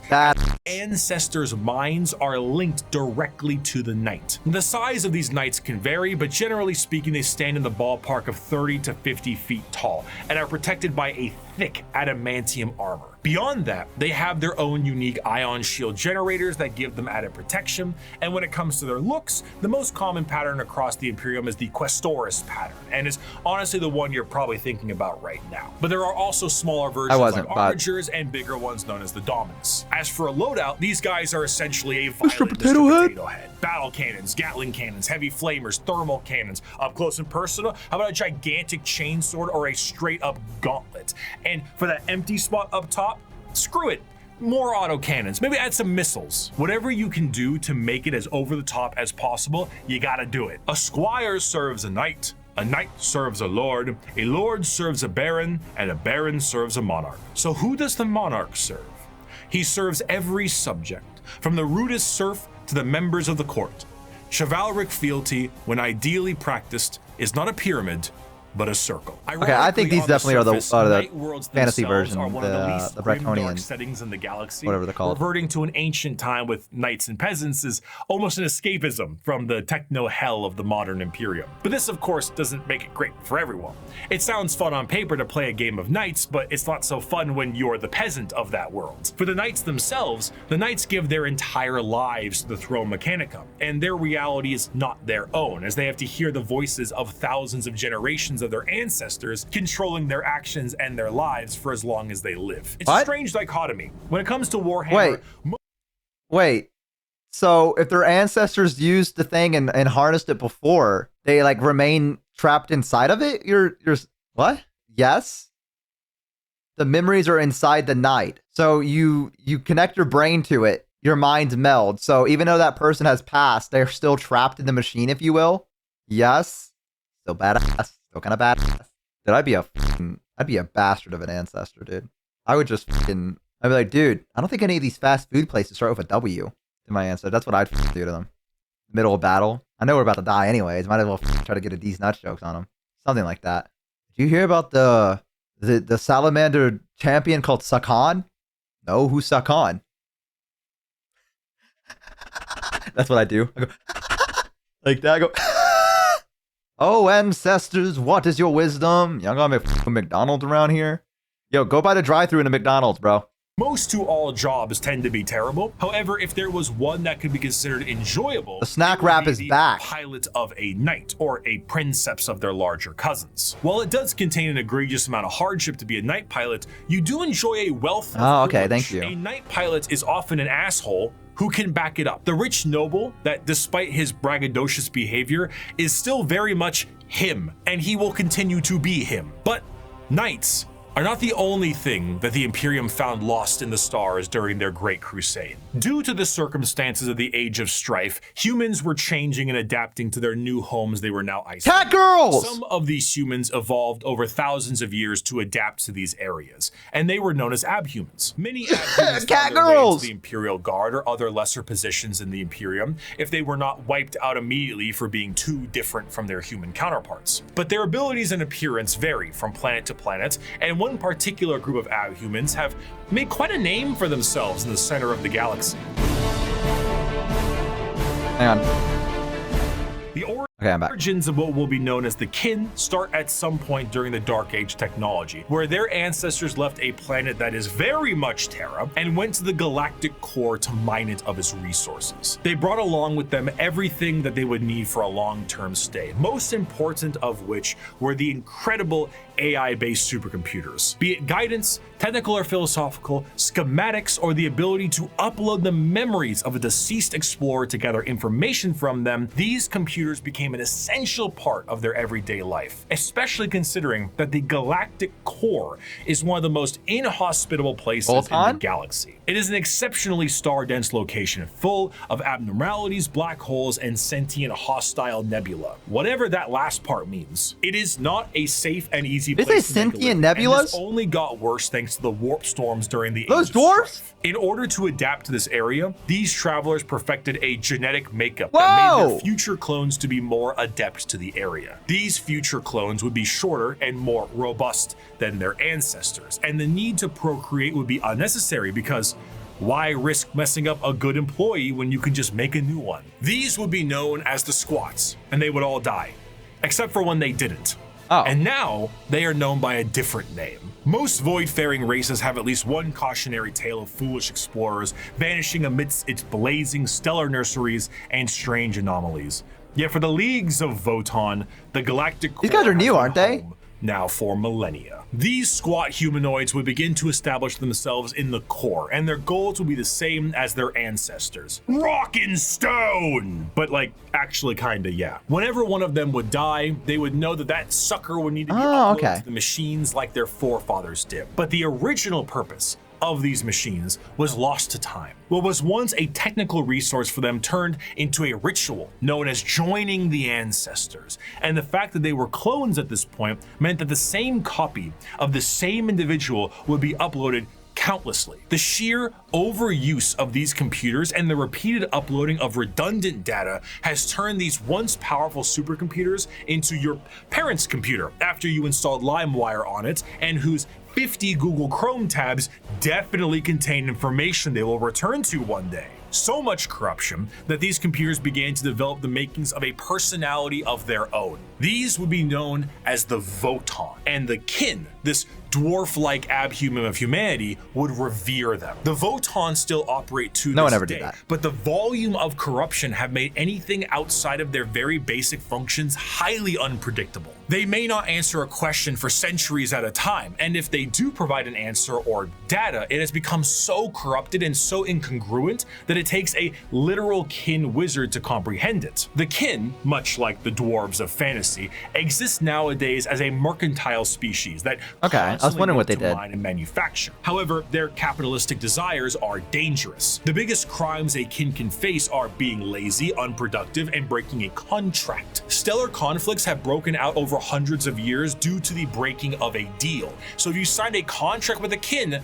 you best stick to it. Because of this, the kin have been known to interact with other species in a fairly common manner. This includes humanity, who have met various members of the kin multiple times, but constantly considered them to be all a different species. Famously, the Imperium noted that the kin they referred to as the squats were their own species and were wiped out by the Tyranids. Little did they know, they were still around. The kin are acutely aware of two things. The first is that the humans of the Imperium are deeply terrified of technology, so the sheer existence of the Votann is a secret as well as the truth. This extends also to the Iron Kin, sentient robots that are treated in the same esteem of flesh and blood kin, because kin is kin. The second thing they are aware of is where they're from.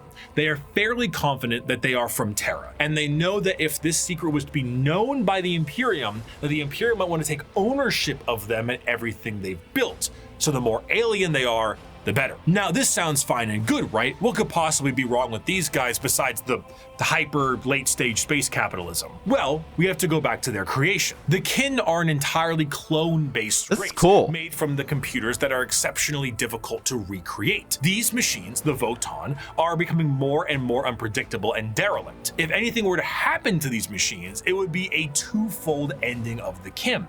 New kin cannot be reproduced, reducing their numbers, and the existing kin kin would have no further purpose, because the end that awaits them would be non-existent. The horror of the kin civilization is that the entire purpose of their lives is to do the best they can at their duty and upload all they know to the Votann, their ancestor cores, join their ancestors. But doing so is actually the thing that is killing these supercomputers in the first place. The ancestors were dead, but through the first truths their legacy continued. And though their eyes had shut long ago, indeed the ancestors were watching, not with a gaze from eons gone, but with the eyes of every living kin. Each generation was the embodiment of the ancestors cast anew by the Votann. The galaxy changed. Stars died, planets were destroyed, and civilizations fell. But as long as the Votann endured, the ancestors still lived. I do want to end this last bit with an enjoyable quote from one Kim. As you may have assumed, the Leagues of Votann are Space System 32? Oh! Sci-fi motif, but they are still very much dwarves. They're squat, they're strong as hell, and they hold serious grudges. This time it's just more about your contracts than anything else. And so because of this, they might treat most things about how you would expect a capitalistic dwarf would treat things. You misunderstand, human. I am not here to debate. I am not here to compromise. What you see as yours, I am taking for my kindred. You want to bargain? Torek, unholster our means of negotiation. Oh, shit. Great Crusade continued. Humanity would find their missing Primarchs, reestablish the locations of all of their various worlds, and finally reclaim what the Emperor was always hoping for. But eventually, all the Emperor sought to build would be his undoing. His original attempt to have all of the Primarchs lead his great armies and usher humanity into the better ages would end up crumbling down. And we will learn about how the Imperium backslides and the horror of the modern day of 40k in part 2. I will see you very soon. Thank you so much for watching. All right. I've learned a lot. I've definitely learned a lot. I think the thing I'm still banking on right now is the Astra Militarum. I think they're the ones that I really want to play. I will say the Votann are pretty interesting too. I learned and forgot so much. I've absorbed a few. I still know that the Harlequin are f***ed up that you can't play them, and the Exodites are also f***ed up you can't play them. Gonna say that. Still a little upset about that. However, I have been rejoiced in the fact that I can play as potentially the Astra Militarum. So that is the thing I've taken away. Just not a full faction. Yeah, of course. Yeah, that's what I meant. So that's what I've taken away. And the Imperial Knights are also pretty cool too. I like the whole concept of them. Even though it was like only like a 4-minute thing that talked about them, I feel like the Imperial Knights have so much like potential to them. I really like them. Yeah, the Craft World Eldar. If I was going to pick one, I think it would definitely be the Imperial Guard, possibly the Imperial Knights, and the Eldar. The Craft World Eldar are the ones I think I would pick if I was going to play with only this faction available to me. I'm sure there's some pretty cool Space Marine factions, like the Salamanders would be cool for me to play, but the ones that I looked at, I think if I was going to do like a tier list, I think right now the Astra Militarum are on the top. I don't know if they're a full faction. I thought I saw the chat say that they were full faction. If you were literate, you really would enjoy the books.